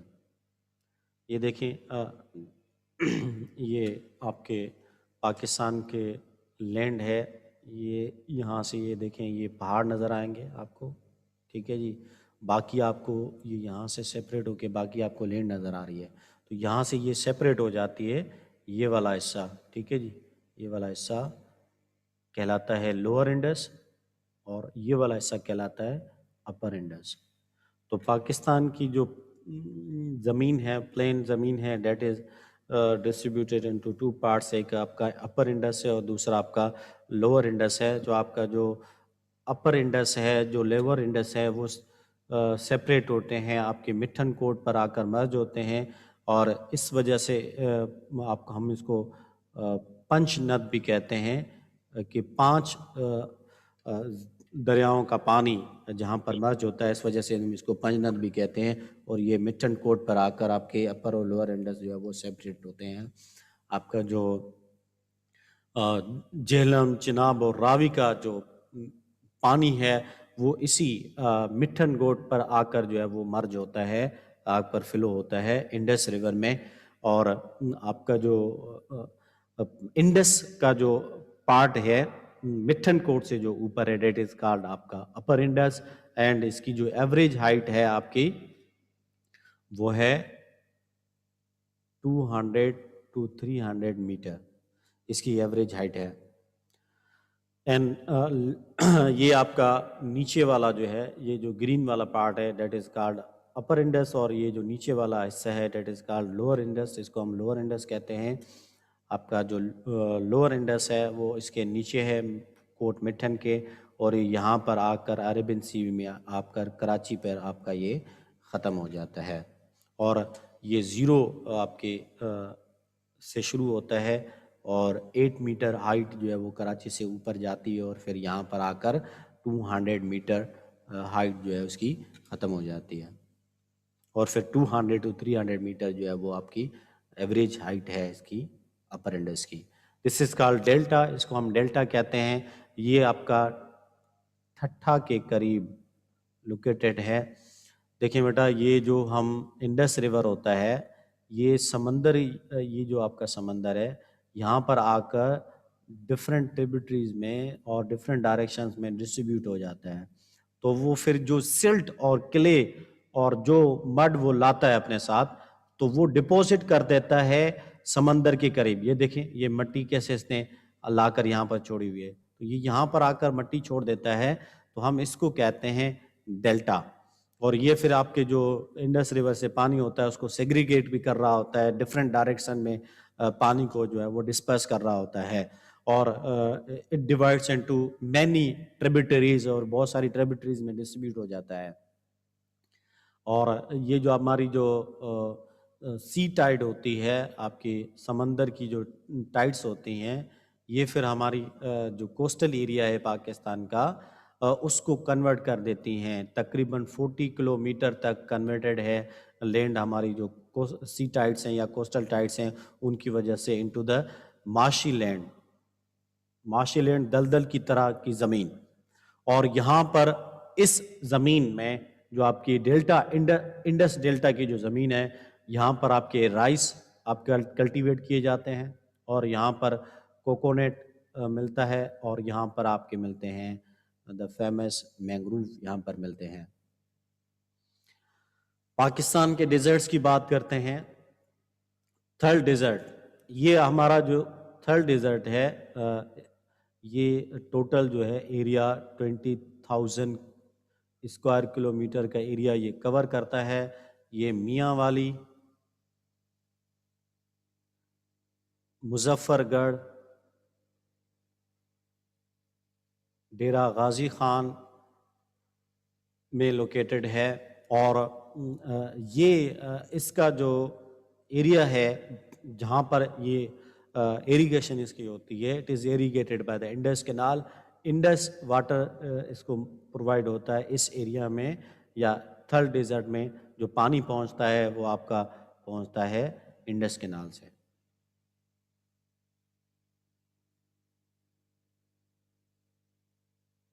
चोलिस्तान की रैली बड़ी मशहूर है। ये मैंने आपको प्रीवियस क्लास में बताया था जब हम ये पढ़े थे कि आपका जो नादिर मक्सी है, नादिर मक्सी ने ये जीप जो है रिसेंटली 2020 की जो जीप रैली हुई है वो उसने जीती है।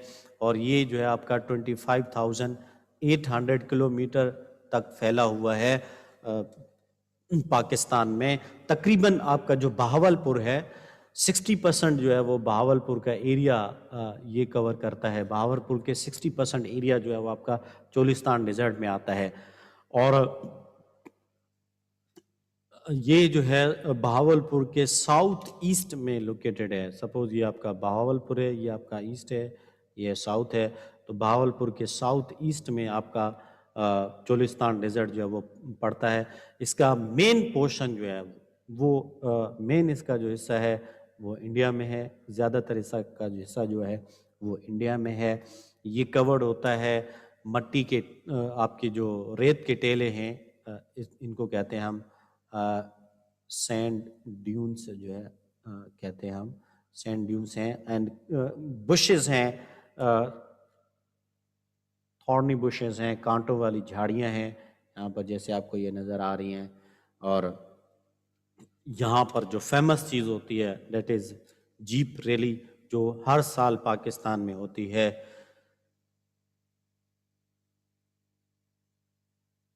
ओके जी, थर और नारा डेजर्ट, ये खैरपुर डिस्ट्रिक्ट, खैरपुर सिंध के डिस्ट्रिक्ट खैरपुर में लोकेटेड है। और इसमें आपका आ जाता है थर पारकर आ जाता है, आपका उमरकोट आ जाता है, ठीक है जी, और आपका सांगड़ जो है वो भी इसी में आता है। ये तीनों जो है वो आपके सिंध सूबे में आते हैं। और इसकी जो एक्सटेंशन है जो पहले हम पढ़ कर आए हैं वो आपके पंजाब में, और ये आपका जो है वो सिंध में लोकेटेड है। तो थर और नारा डेजर्ट जो है वो आपके सिंध में लोकेटेड है। और इसकी जो एक्सटेंशन है वो राजस्थान तक फैली हुई है, हिंदुस्तान तक। ये हिंदुस्तान के डिस्ट्रिक्ट राजस्थान तक ये फैला हुआ है। और ये जो थर है, थर तकरीबन आपका 1,75,000 जो है वो स्क्वायर किलोमीटर का एरिया कवर करता है। और इसी तरह आपका नारा डेजर्ट जो है वो 23,000 جو ہے اسکوائر کلومیٹر کا ایریا جو ہے یہ کور کرتا ہے، اور یہ لوکیٹڈ ہے سندھ میں. اوکے جی. چاگی اور کھاران ڈیزرٹ یہ بلوچستان میں لوکیٹڈ ہیں.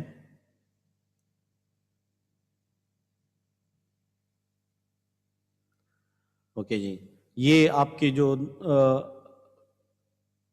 نارتھ میں آپ کے لوکیٹڈ ہیں، نارتھ میں آپ کے چاگی اور کھاران ڈسٹرکٹ کے نارتھ میں یہ لوکیٹڈ ہے، اور یہاں پر ایوریج جو رین فال ہوتی ہے، بارش ہوتی ہے، وہ 25 میٹر سے کم ہوتی ہے، اور تقریباً آپ کی جو پاپولیشن کی ڈینسٹی ہے اس کی وہ 4 جو ہے پر کلومیٹر جو ہے اس کی پاپولیشن کاؤنٹ کی جاتی ہے.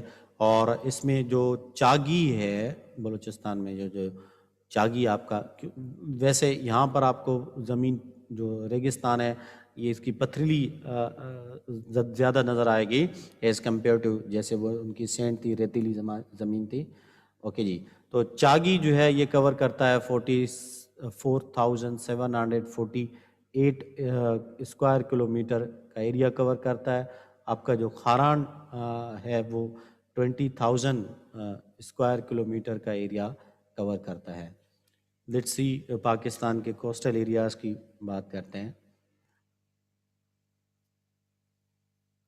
پاکستان کا یہ جو کوسٹ ہے اس میں 700 کلومیٹر کی کوسٹ جو ہے وہ آپ کی بلوچستان میں آتی ہے، اور باقی جو ہے وہ کوسٹ آپ کی آتی ہے سندھ میں. ٹوٹل یہاں سے لے کر یہاں تک 1046 کلومیٹر کی آپ کی کوسٹل ایریا ہے. ویسے آپ کی جو 9th کی جو پی ایس کی بک ہے اس میں 700 کلومیٹر لکھا ہوا ہے، جس میں سے انہوں نے لکھا ہوا ہے کہ 500 کلومیٹر بلوچستان میں ہے اور 200 کلومیٹر سندھ میں ہے. ٹھیک ہے جی.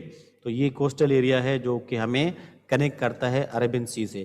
یہاں پر ہمارے کراچی میں آپ کے 2 ہیں، ایک پورٹ قاسم ہے اور ایک آپ کا ہے کراچی پورٹ. یہاں پر جو پورٹس ہیں وہ آپ کی جو کوسٹل ایریاز ہیں وہ ہے آپ کی جوانی، گوادر، پسنی اور مارا، یہ یہاں پر لوکیٹڈ ہے بلوچستان میں.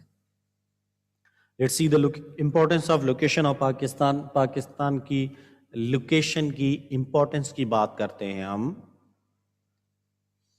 تو دیکھیں کہ پاکستان جو ہے وہ ایشیا کے ساؤتھ ویسٹ میں لوکیٹڈ ہے، اور یہاں سے نارتھ ویسٹ میں اس کے آپ کے ساؤتھ ویسٹ میں جو ہے وہ آپ کا کنیکٹڈ ہے ایران، نارتھ ویسٹ میں کنیکٹڈ ہے افغانستان، نارتھ میں چائنا کنیکٹڈ ہے، اور ایسٹ میں پاکستان کے ہے انڈیا، اور اسی طرح آپ کے ساؤتھ میں ہے پاکستان کے عربین سی. اور ہم نے جو ڈیولپنگ پاکستان میں سی پیک کو جو جب ہم نے اسٹڈی کیا تھا تو تب ہم نے اس کی جو پاکستان کی لوکیشن ہے اس کی امپورٹنس کو بڑی ڈیٹیل سے ڈسکس کیا تھا. تو اس کلاس میں آپ جا کر اس کی ڈیٹیل اسٹڈی وہاں پر جا کر سکتے ہیں. ٹھیک ہے جی بیٹا. تو آپ کے جو پاکستان کی امپورٹنس ہے وہ یہ ہے کہ آپ کے ساؤتھ ایشیا میں یہ سینٹرل ایشین سے بھی کنیکٹ ہو سکتا ہے، اور پورے ریجن کو سی پیک کے تھرو پاکستان بینیفٹ دے سکتا ہے.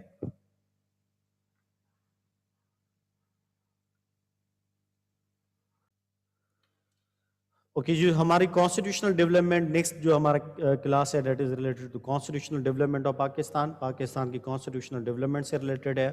اب دیکھیں کہ جو فرسٹ کانسٹیٹوئنٹ اسمبلی تھی اس کا بیک گراؤنڈ دیکھیں گے کہ یہ بنی کیسے.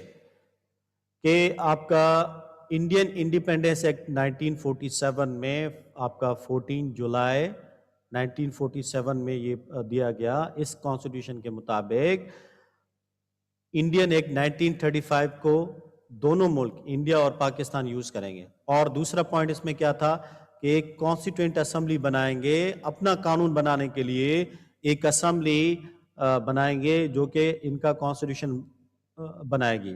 یہ جو کانسٹیٹوئنٹ اسمبلی ہوگی، فرسٹ کانسٹیٹوئنٹ اسمبلی جو بنے گی، اس کے بعد 2 فنکشنز تھے. آپ کے ایک تھا it was a by functional, یہ دو فنکشنل تھی. ایک تھی آپ کی نیشنل اسمبلی کے طور پر یہ کام کرے گی اور دوسرا کانسٹیٹیوشن میکنگ کے طور پر کام کرے گی. کانسٹیٹیوشن تو بنائے گی لیکن کانسٹیٹیوشن میکنگ اسمبلی کا بھی کرے گی. اب جو ہمارے گورنر جنرل تھے قائد اعظم محمد علی جناح، آپ کے جو انڈیپینڈنس ایکٹ ہے اس کے مطابق گورنر جنرل کے پاس 31 مارچ 1948 تک کا ٹائم ہوگا کہ وہ اس میں امینڈمنٹ کر سکتا ہے. جو انڈین ایکٹ ہے 1935 والا جو ایکٹ ہے اس میں امینڈمنٹ کر سکتا ہے، اور اس کے بعد جو ہے وہ امینڈمنٹ کون کرے گا؟ کانسٹیٹیوئنٹ اسمبلی کرے گی جس نے پاکستان کا کانسٹیٹیوشن بنانا ہے. تو یہ انیشل جو آپ کی کانسٹیٹیوئنٹ اسمبلی ہے وہ اس طرح بنی. پھر جو پاکستان کی فرسٹ کانسٹیٹیوئنٹ اسمبلی بنتی ہے اس کی یہ پکچر آپ دیکھ لیں. اس میں آپ کے پہلے ہوتے تھے 69 ممبر، پھر انہوں نے 10 مزید بڑھا کر 79 ممبر کی ایک کانسٹیٹیوئنٹ اسمبلی بنائی. اس کا پرپس کیا تھا کہ اس نے ایک نیشنل اسمبلی، جیسے یہ بیٹھے ہوئے ہیں سارے، نیشنل اسمبلی بھی کام کرنی اور پھر کانسٹیٹیوشن بھی بنانا ہے. جیسے آج کل ہماری جو نیشنل اسمبلی ہوتی ہے وہ بھی دو کام کرتی ہے، ایک آپ کی لیجسلیشن کانسٹیٹیوشن بنانا، اور دوسرے جو ہے آپ کی نیشنل اسمبلی کے جو افیئرس ہوتے ہیں وہ ہینڈل کرنا. لیٹس سی کہ پاکستان کے 3 کانسٹیٹیوشنز ہیں، 1956، 1962، 1973 کے 3 کانسٹیٹیوشنز ہیں. ایکچولی کانسٹیٹیوشن ہوتا کیا ہے؟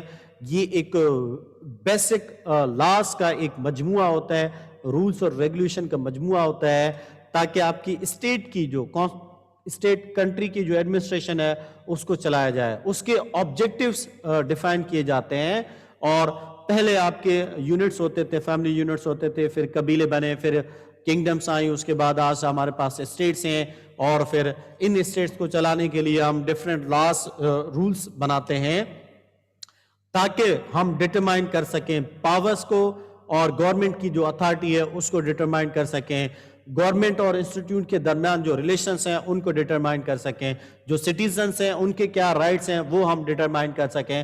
تو اس لیے ہم کچھ رولز اور ریگولیشنز بنائے جاتے ہیں تاکہ جو انسٹیٹیوٹ ہیں، گورنمنٹ ہے اور سٹیزنز ہیں وہ ود ان دیئر لمٹس اپنا رول پلے کرتے رہیں، and they can enjoy freedom according to the constitution جو کانسٹیٹیوشن کو گرانٹ کرتا ہے. لیٹس سی کہ پاکستان کی کانسٹیٹیوشن کی سورسز کیا ہیں. پاکستان کی کانسٹیٹیوشن کی 3 سورسز ہیں. First, the holy Quran, the holy book, and Sunnah, the way of life of prophet Muhammad صلی اللہ علیہ وسلم. حضور صلی اللہ علیہ وسلم کی جو زندگی ہے وہ اس کو ہم سنہ کہتے ہیں. انہوں نے جو کہا اور جو عمل انہوں نے کیے اس کو ہم سنت کہتے ہیں. سیکنڈ سنہ ہے، and third is objective resolution کو بھی ایز اے پریمبل کے طور پر یوز کیا جاتا ہے. اس کو دیکھا جاتا ہے جب بھی کانسٹیٹیوشن بناتے ہیں ہم. جو کانسٹیٹیوئنٹ اسمبلی بنی آپ کی 1947 میں، اس کانسٹیٹیوئنٹ اسمبلی نے کچھ چیلنجز فیس کیے. پہلا چیلنج کیا تھا؟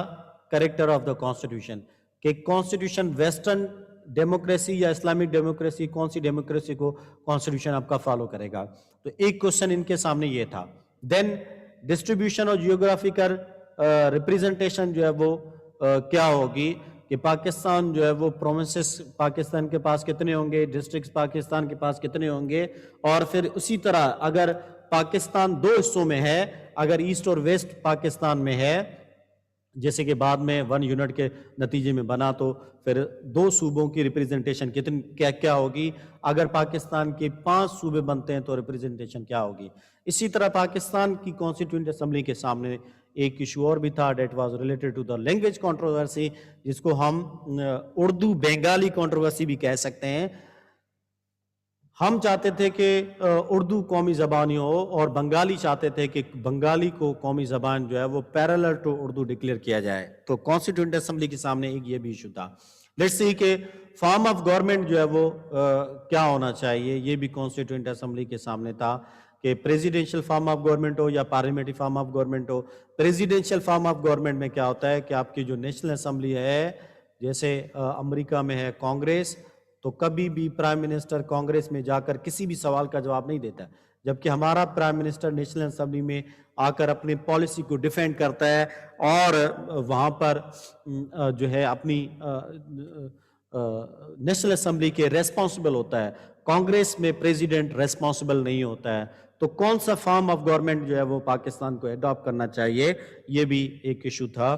دین جو اس کانسٹیٹوئنٹ اسمبلی نے پہلا میجر رول جو پلے کیا، دیٹ واز آبجیکٹیو ریزولوشن، جو آپ کی 12 مارچ 1949 کو پاس ہوئی تھی، اور لیاقت علی خان نے اس قرارداد کو پیش کیا تھا. The first prime minister of Pakistan, انہوں نے یہ دیکھیں کہ اسمبلی میں یہ پڑھ کر سنا رہے ہیں، پیش کر رہے ہیں آبجیکٹیو ریزولوشن کو. یہ کہتی ہے کہ سوورنٹی بلانگس ٹو المائٹی اللہ، جبکہ امریکن کانسٹیٹیوشن کو آپ دیکھیں گے کہ جو سوورنٹی ہے، رولنگ اتھارٹی ہے، that belongs to the public. اور we will follow Islamic democracy, minority کے رائٹس ہم پروٹیکٹ کریں گے. فیڈرل فارم آف گورنمنٹ ہمارے پاس ہوگا، یعنی کہ صوبے ہوں گے، ان صوبوں کے اوپر ایک حکومت ہوگی، that is known as federal form of government. اسی طرح سٹیزنز کے جو فنڈامنٹل رائٹس ہیں، right to education, life, property وغیرہ، یہ سارے ان کو پرووائڈ کیے جائیں گے. This is the preamble of Constitution that says the sovereignty belongs to Almighty Allah. پوری کائنات پر اتھارٹی، یونیورس پر، آپ کی جو کاسموس ہے، کائنات ہے، اس پر اتھارٹی، رولنگ اتھارٹی اللہ کے پاس ہے، اور اللہ نے یہ اتھارٹی ڈیلیکیٹ کی ہے پبلک کو، کیونکہ the God will not serve as Prime Minister and President of the state. تو اس وجہ سے اللہ نے اب یہ اتھارٹی دی ہے پبلک کو کہ وہ اپنے ریپریزنٹیٹیوز الیکٹ کریں، اور یہ ریپریزنٹیٹیوز ان کے اسٹیٹ کے affairs according to the state constitution وہ چلائیں. تو اس طرح آپ کی جو سوورنٹی ہے، it belongs to Allah, and the authority to be exercised by the people of Pakistan through elected representatives. یعنی کہ پاکستان میں جو بھی گورنمنٹ بنے گی وہ آپ کی آئے گی پبلک ووٹنگ سے. تو پبلک جس گورنمنٹ کو، جس پارٹی کو ووٹ کرے گی، اسی کی گورنمنٹ بنے گی، کیونکہ ووٹ کرنا پبلک کا رائٹ ہے. That is your fundamental and basic right. Let's see کہ آبجیکٹیو ریزولوشن نے کس طرح اس چیز کو ریزالو کیا تھا. Sovereignty belongs to Almighty Allah and Islamic democracy ہوگی، منورٹی کے رائٹس پروٹیکٹ کریں گے. آپ دیکھیں کہ یہاں پر ریلیجن کو امپورٹنس دی گئی، ٹھیک ہے جی، یعنی کہ the character of constitution of Pakistan would be Islamic. And then accession of state، آپ کی خان آف کلات والے اور بہاولپور اور خیرپور ریاستیں اور بعد کی ریاستوں نے آپ کو پاکستان آزاد ہوا تھا تو جوائن کیا تھا، اور پھر ان کی جو ہے ریپریزنٹیشن کو، ان کی ریپریزنٹیشن ان کو دی گئی تھی، اسٹیٹ وائز جو ہے وہ ہم نے ریپریزنٹیشن دی تھی. دین آپ کی جو فرسٹ، آپ کی جو بیسک پرنسپل کمیٹی جو اسی کانسٹیٹوئنٹ اسمبلی نے بنائی تھی، اسی کانسٹیٹوئنٹ اسمبلی کی پہلی بیسک پرنسپل کمیٹی کی رپورٹ جو آئی تھی 28 سپٹمبر 1950 کو، اس رپورٹ کے مطابق پاکستان کی جو زبان ہوگی وہ اردو ہوگی. اور اس میں آپ کا parliamentary form of government choose کیا گیا تھا، جس میں آپ کے پاس پریزیڈنٹ اور پرائم منسٹر دونوں ہوتے ہیں. پریزیڈنشل فارم آف گورنمنٹ میں صرف آپ کا پریزیڈنٹ ہوتا ہے، پرائم منسٹر نہیں ہوتا. تو پارلیمنٹری فارم آف گورنمنٹ میں دونوں ہوتے ہیں، پریزیڈنٹ اور پرائم منسٹر دونوں ہوتے ہیں.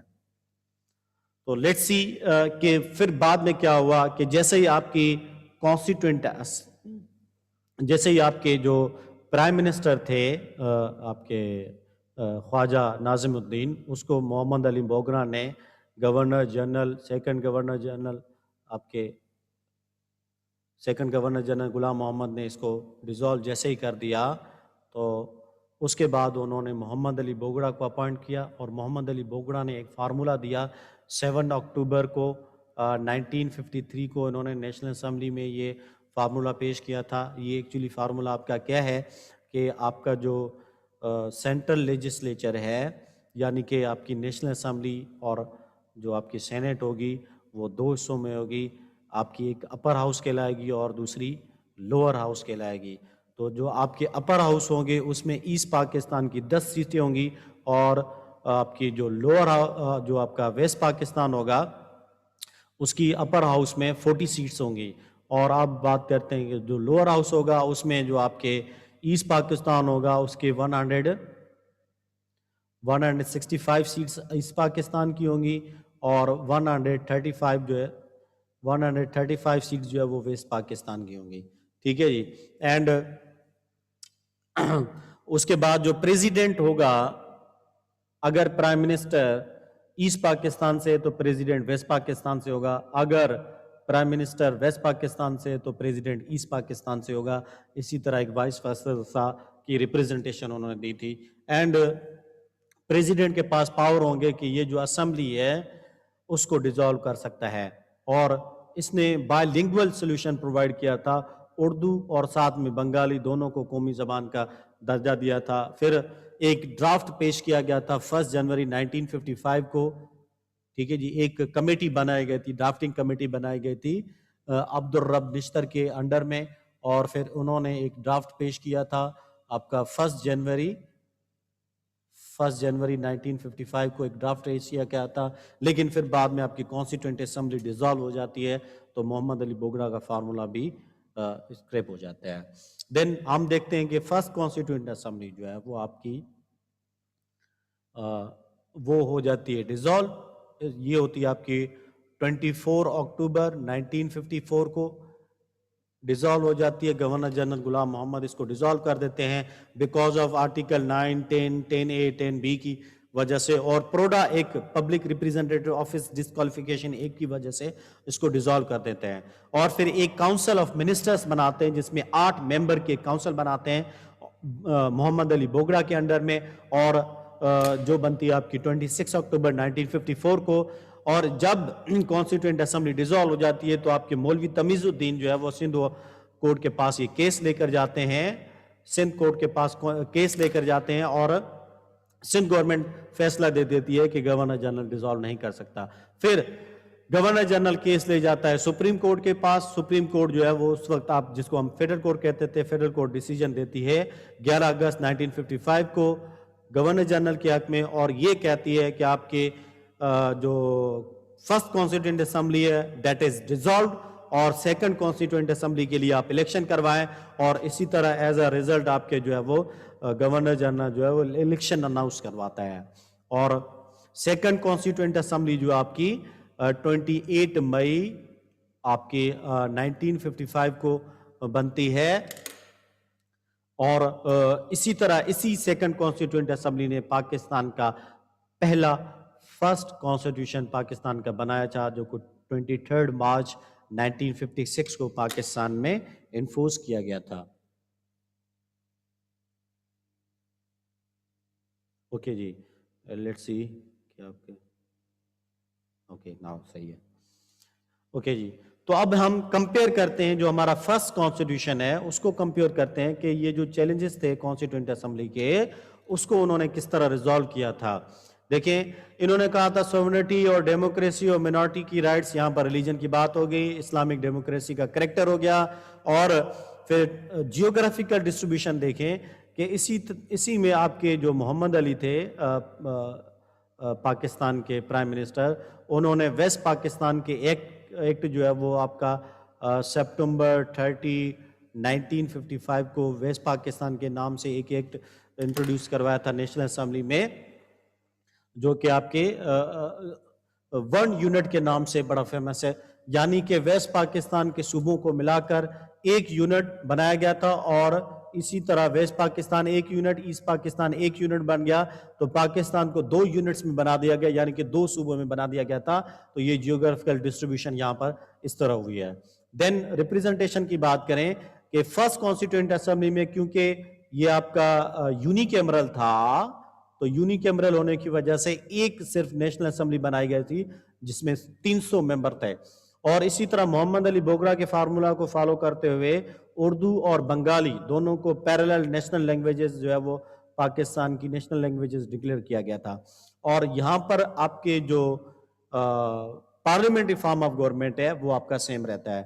آپ دیکھیں جتنی بھی ہم کانسٹیٹیوشن پڑھیں گے اس میں آپ کے یہ جو کریکٹر ہے، سوورنٹی ہے، اور آپ کی پارلیمنٹ ہے، یہ 2 چیزیں سیم رہیں گی. باقی ان دو چیزوں میں ہم چینجز دیکھتے آئیں گے. اوکے سیکنڈ کانسٹیٹیوشن کو دیکھتے ہیں ہم. ہمارا جو سیکنڈ کانسٹیٹیوشن ہے وہ ہمارا انفورس ہوا تھا 8 جون 1962 کو. ہوا یہ تھا کہ آپ کا 7 اکتوبر 1958 کو ماشاء اللہ لگا. ایوب خان نے ماشاء اللہ لگا دیا اسکندر مرزا کے ایڈوائس سے, اور دین آپ کے جو اسکندر مرزا تھے وہ پھر ان کو 20 دنوں کے بعد یعنی کہ 27 اکتوبر کو اسکندر مرزا کو بھی ایوب خان نے نکال دیا. اور پھر ایوب خان نے 1960 میں ایک آرڈر ایشو کیا, پبلک پریس آرڈر جو ہے وہ انہوں نے ایشو کیا تھا, جس سے انہوں نے پریس کو خاموش کر دیا. اور پھر انہوں نے ایک کمیشن بنائی تھی, 10 ممبر کی کمیشن بنائی تھی, جس میں چیف جسٹس شہاب الدین تھے اس کے ہیڈ, اور 5 ایسٹ پاکستان سے 5 ویسٹ پاکستان کے ممبر تھے. 17 فروری 1960 کو یہ بنائی گئی تھی. اس کمیٹی نے ایک 9000 کی کاپیز انگلش میں اور 19000 کی کاپیز جو ہے وہ بنائی تھی اردو اور بنگالی زبان میں. ان کو ڈسٹریبیوٹ کیا گیا تھا کوشچنئر کو, اور اس کے 6269 جو ہے اس کے رپلائی آئے تھے. اور اسی کے نتیجے میں ایک کمیٹی بنائی گئی, کانسٹیٹیوشن کمیشن بنائی گئی. منظور قدیر جو ایکس پاکستان کے ایکسٹرنل فارن منسٹر تھے, ان کے انڈر 31 اکتوبر 1961 کو بنائی گئی تھی. اور اسی کمیشن نے یہ جو کانسٹیٹیوشن ہے وہ بنا دیا تھا آپ کا 1962 کا کانسٹیٹیوشن, جسے ہم کریٹیکلی ایوبین کانسٹیٹیوشن بھی کہتے ہیں. لیٹس ڈسکس کہ اب 2 چیزیں میں نے آپ سے کہا آپ کے.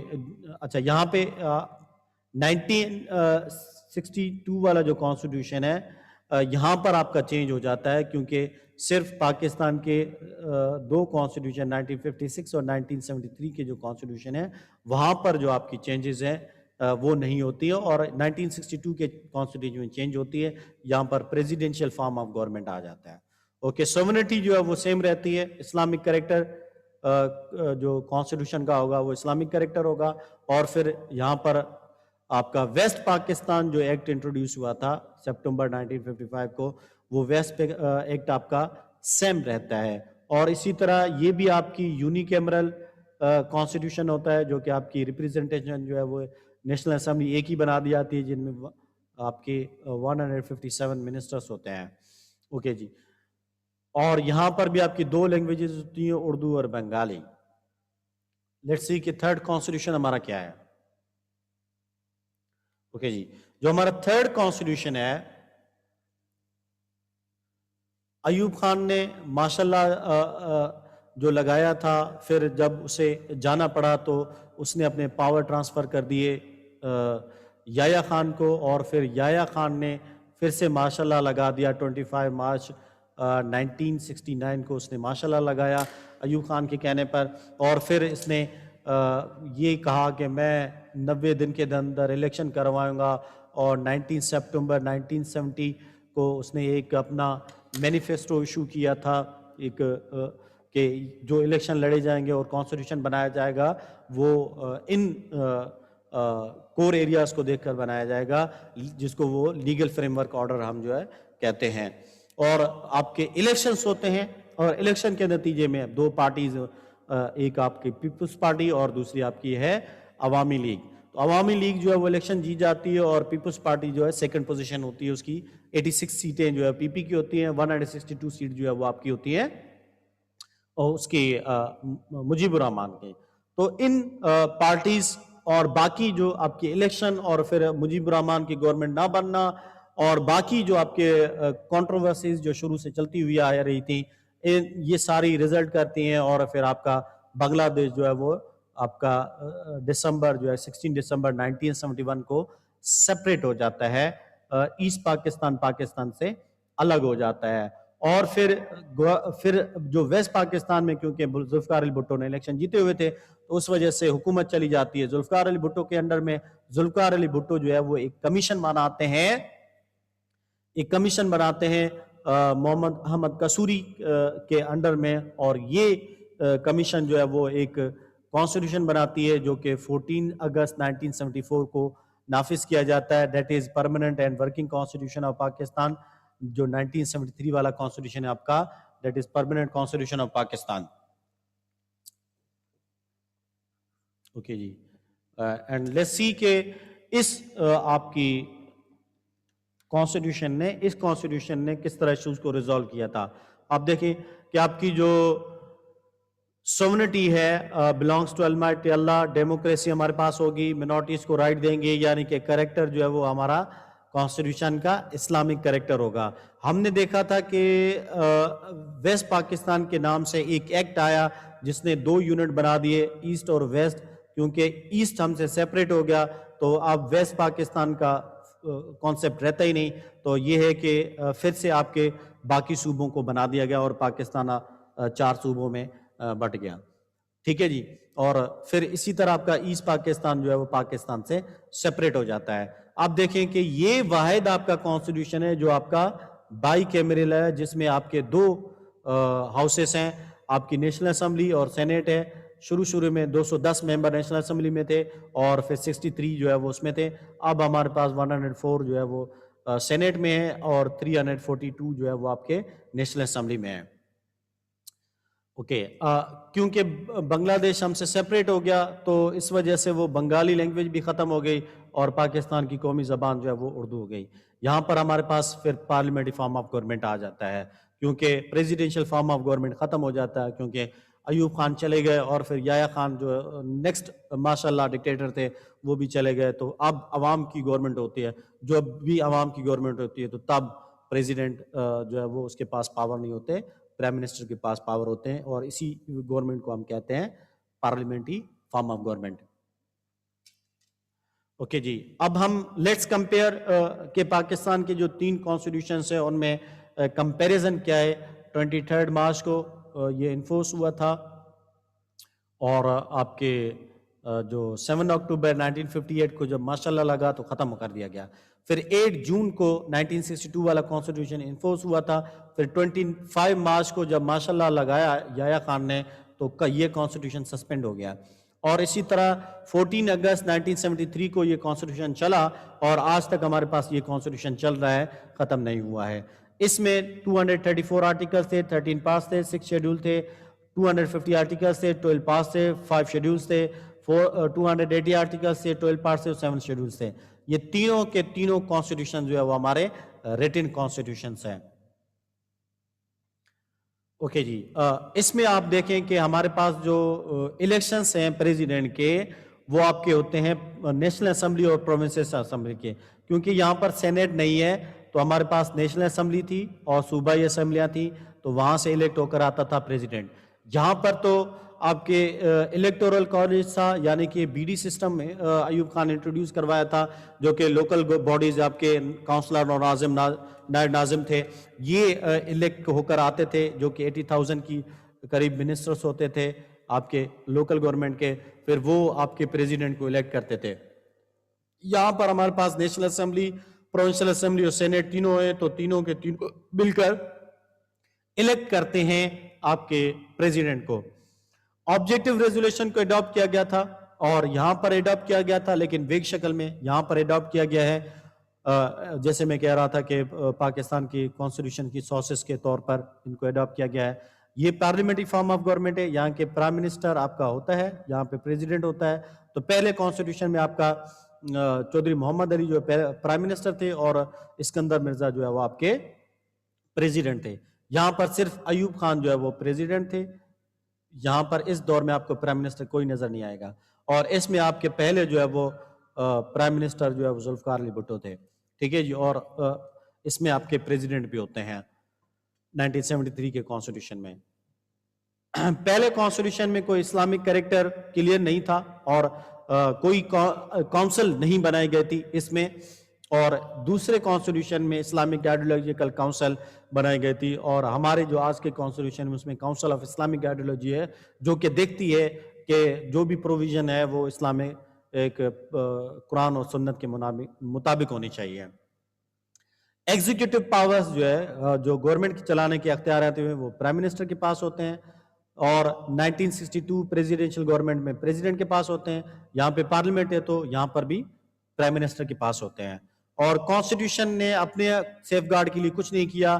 کانسٹیٹیوشن کو ڈیزالو کیا جا سکتا تھا جیسے کہ وہ ڈیزالو کیا اس کو، اور اسی طرح 1962 کے کانسٹیٹیوشن کو بھی ڈیزالو کیا جا سکتا تھا، ختم کیا جا سکتا تھا. یہ کانسٹیٹیوشن ختم ہو گیا اور یہ سیف گارڈ پرووائڈ کرتا ہے آپ کی کورٹ اور آپ کی جو نیشنل اسمبلی ہے وہ اگینسٹ دا ایبروگیٹر کوئی بھی ورڈکٹ سنا سکتے ہیں، ان کو سزا دے سکتے ہیں، جیسے کہ جنرل پرویز مشرف کو سنائی گئی. یہ کانسٹیٹیوشن آپ کا یونیکیمرل تھا، اس میں صرف نیشنل اسمبلی تھی. یہ آپ کا یونیکیمرل تھا، صرف نیشنل اسمبلی تھی. یہ آپ کا بائی کیمرل میں ہے، اس میں نیشنل اسمبلی اور سینیٹ دونوں ہیں. تینوں کانسٹیٹیوشن میں جوڈیشری انڈیپینڈنٹ ہوتی ہے، ایگزیکیوٹیو اور لیجسلیٹو یعنی کہ نیشنل اسمبلی اور سینیٹ. کبھی بھی آپ ان دو آرگنز، تین آرگنز ہیں جوڈیشری، پہلا ایگزیکیوٹیو، لیجسلیٹو، یہ تین آرگنز ہیں. یہ جو جوڈیشری ہوتی ہے یہ ان دو آرگن سے سپریٹ ہوتی ہے. کبھی بھی آپ چیف جسٹس آف پاکستان کو نیشنل اسمبلی میں جاتے ہوئے نہیں دیکھیں گے، بیکاز اس کا کام جو ہے وہ اس سے نہیں ہے. ہاں پرائم منسٹر کو آپ نیشنل اسمبلی میں جاتے ہوئے دیکھتے ہوں گے، وہاں پر ڈسکشن کرتے ہوئے. پاکستان کا نام اسلامک ریپبلک آف پاکستان، پہلے کانسٹیٹیوشن میں، دوسرے میں بھی، تیسرے میں بھی پاکستان کا نام اسلامک ریپبلک آف پاکستان تھا اور ہے. اوکے جی. ناؤ جو فنڈامنٹل رائٹس ہیں آپ کے پولیٹیکل، سوشل اور ریلیجس رائٹس ہیں وہ پروٹیکٹڈ ہیں. تینوں کانسٹیٹیوشن میں آپ کے رائٹس جو ہے وہ پروٹیکٹڈ ہیں.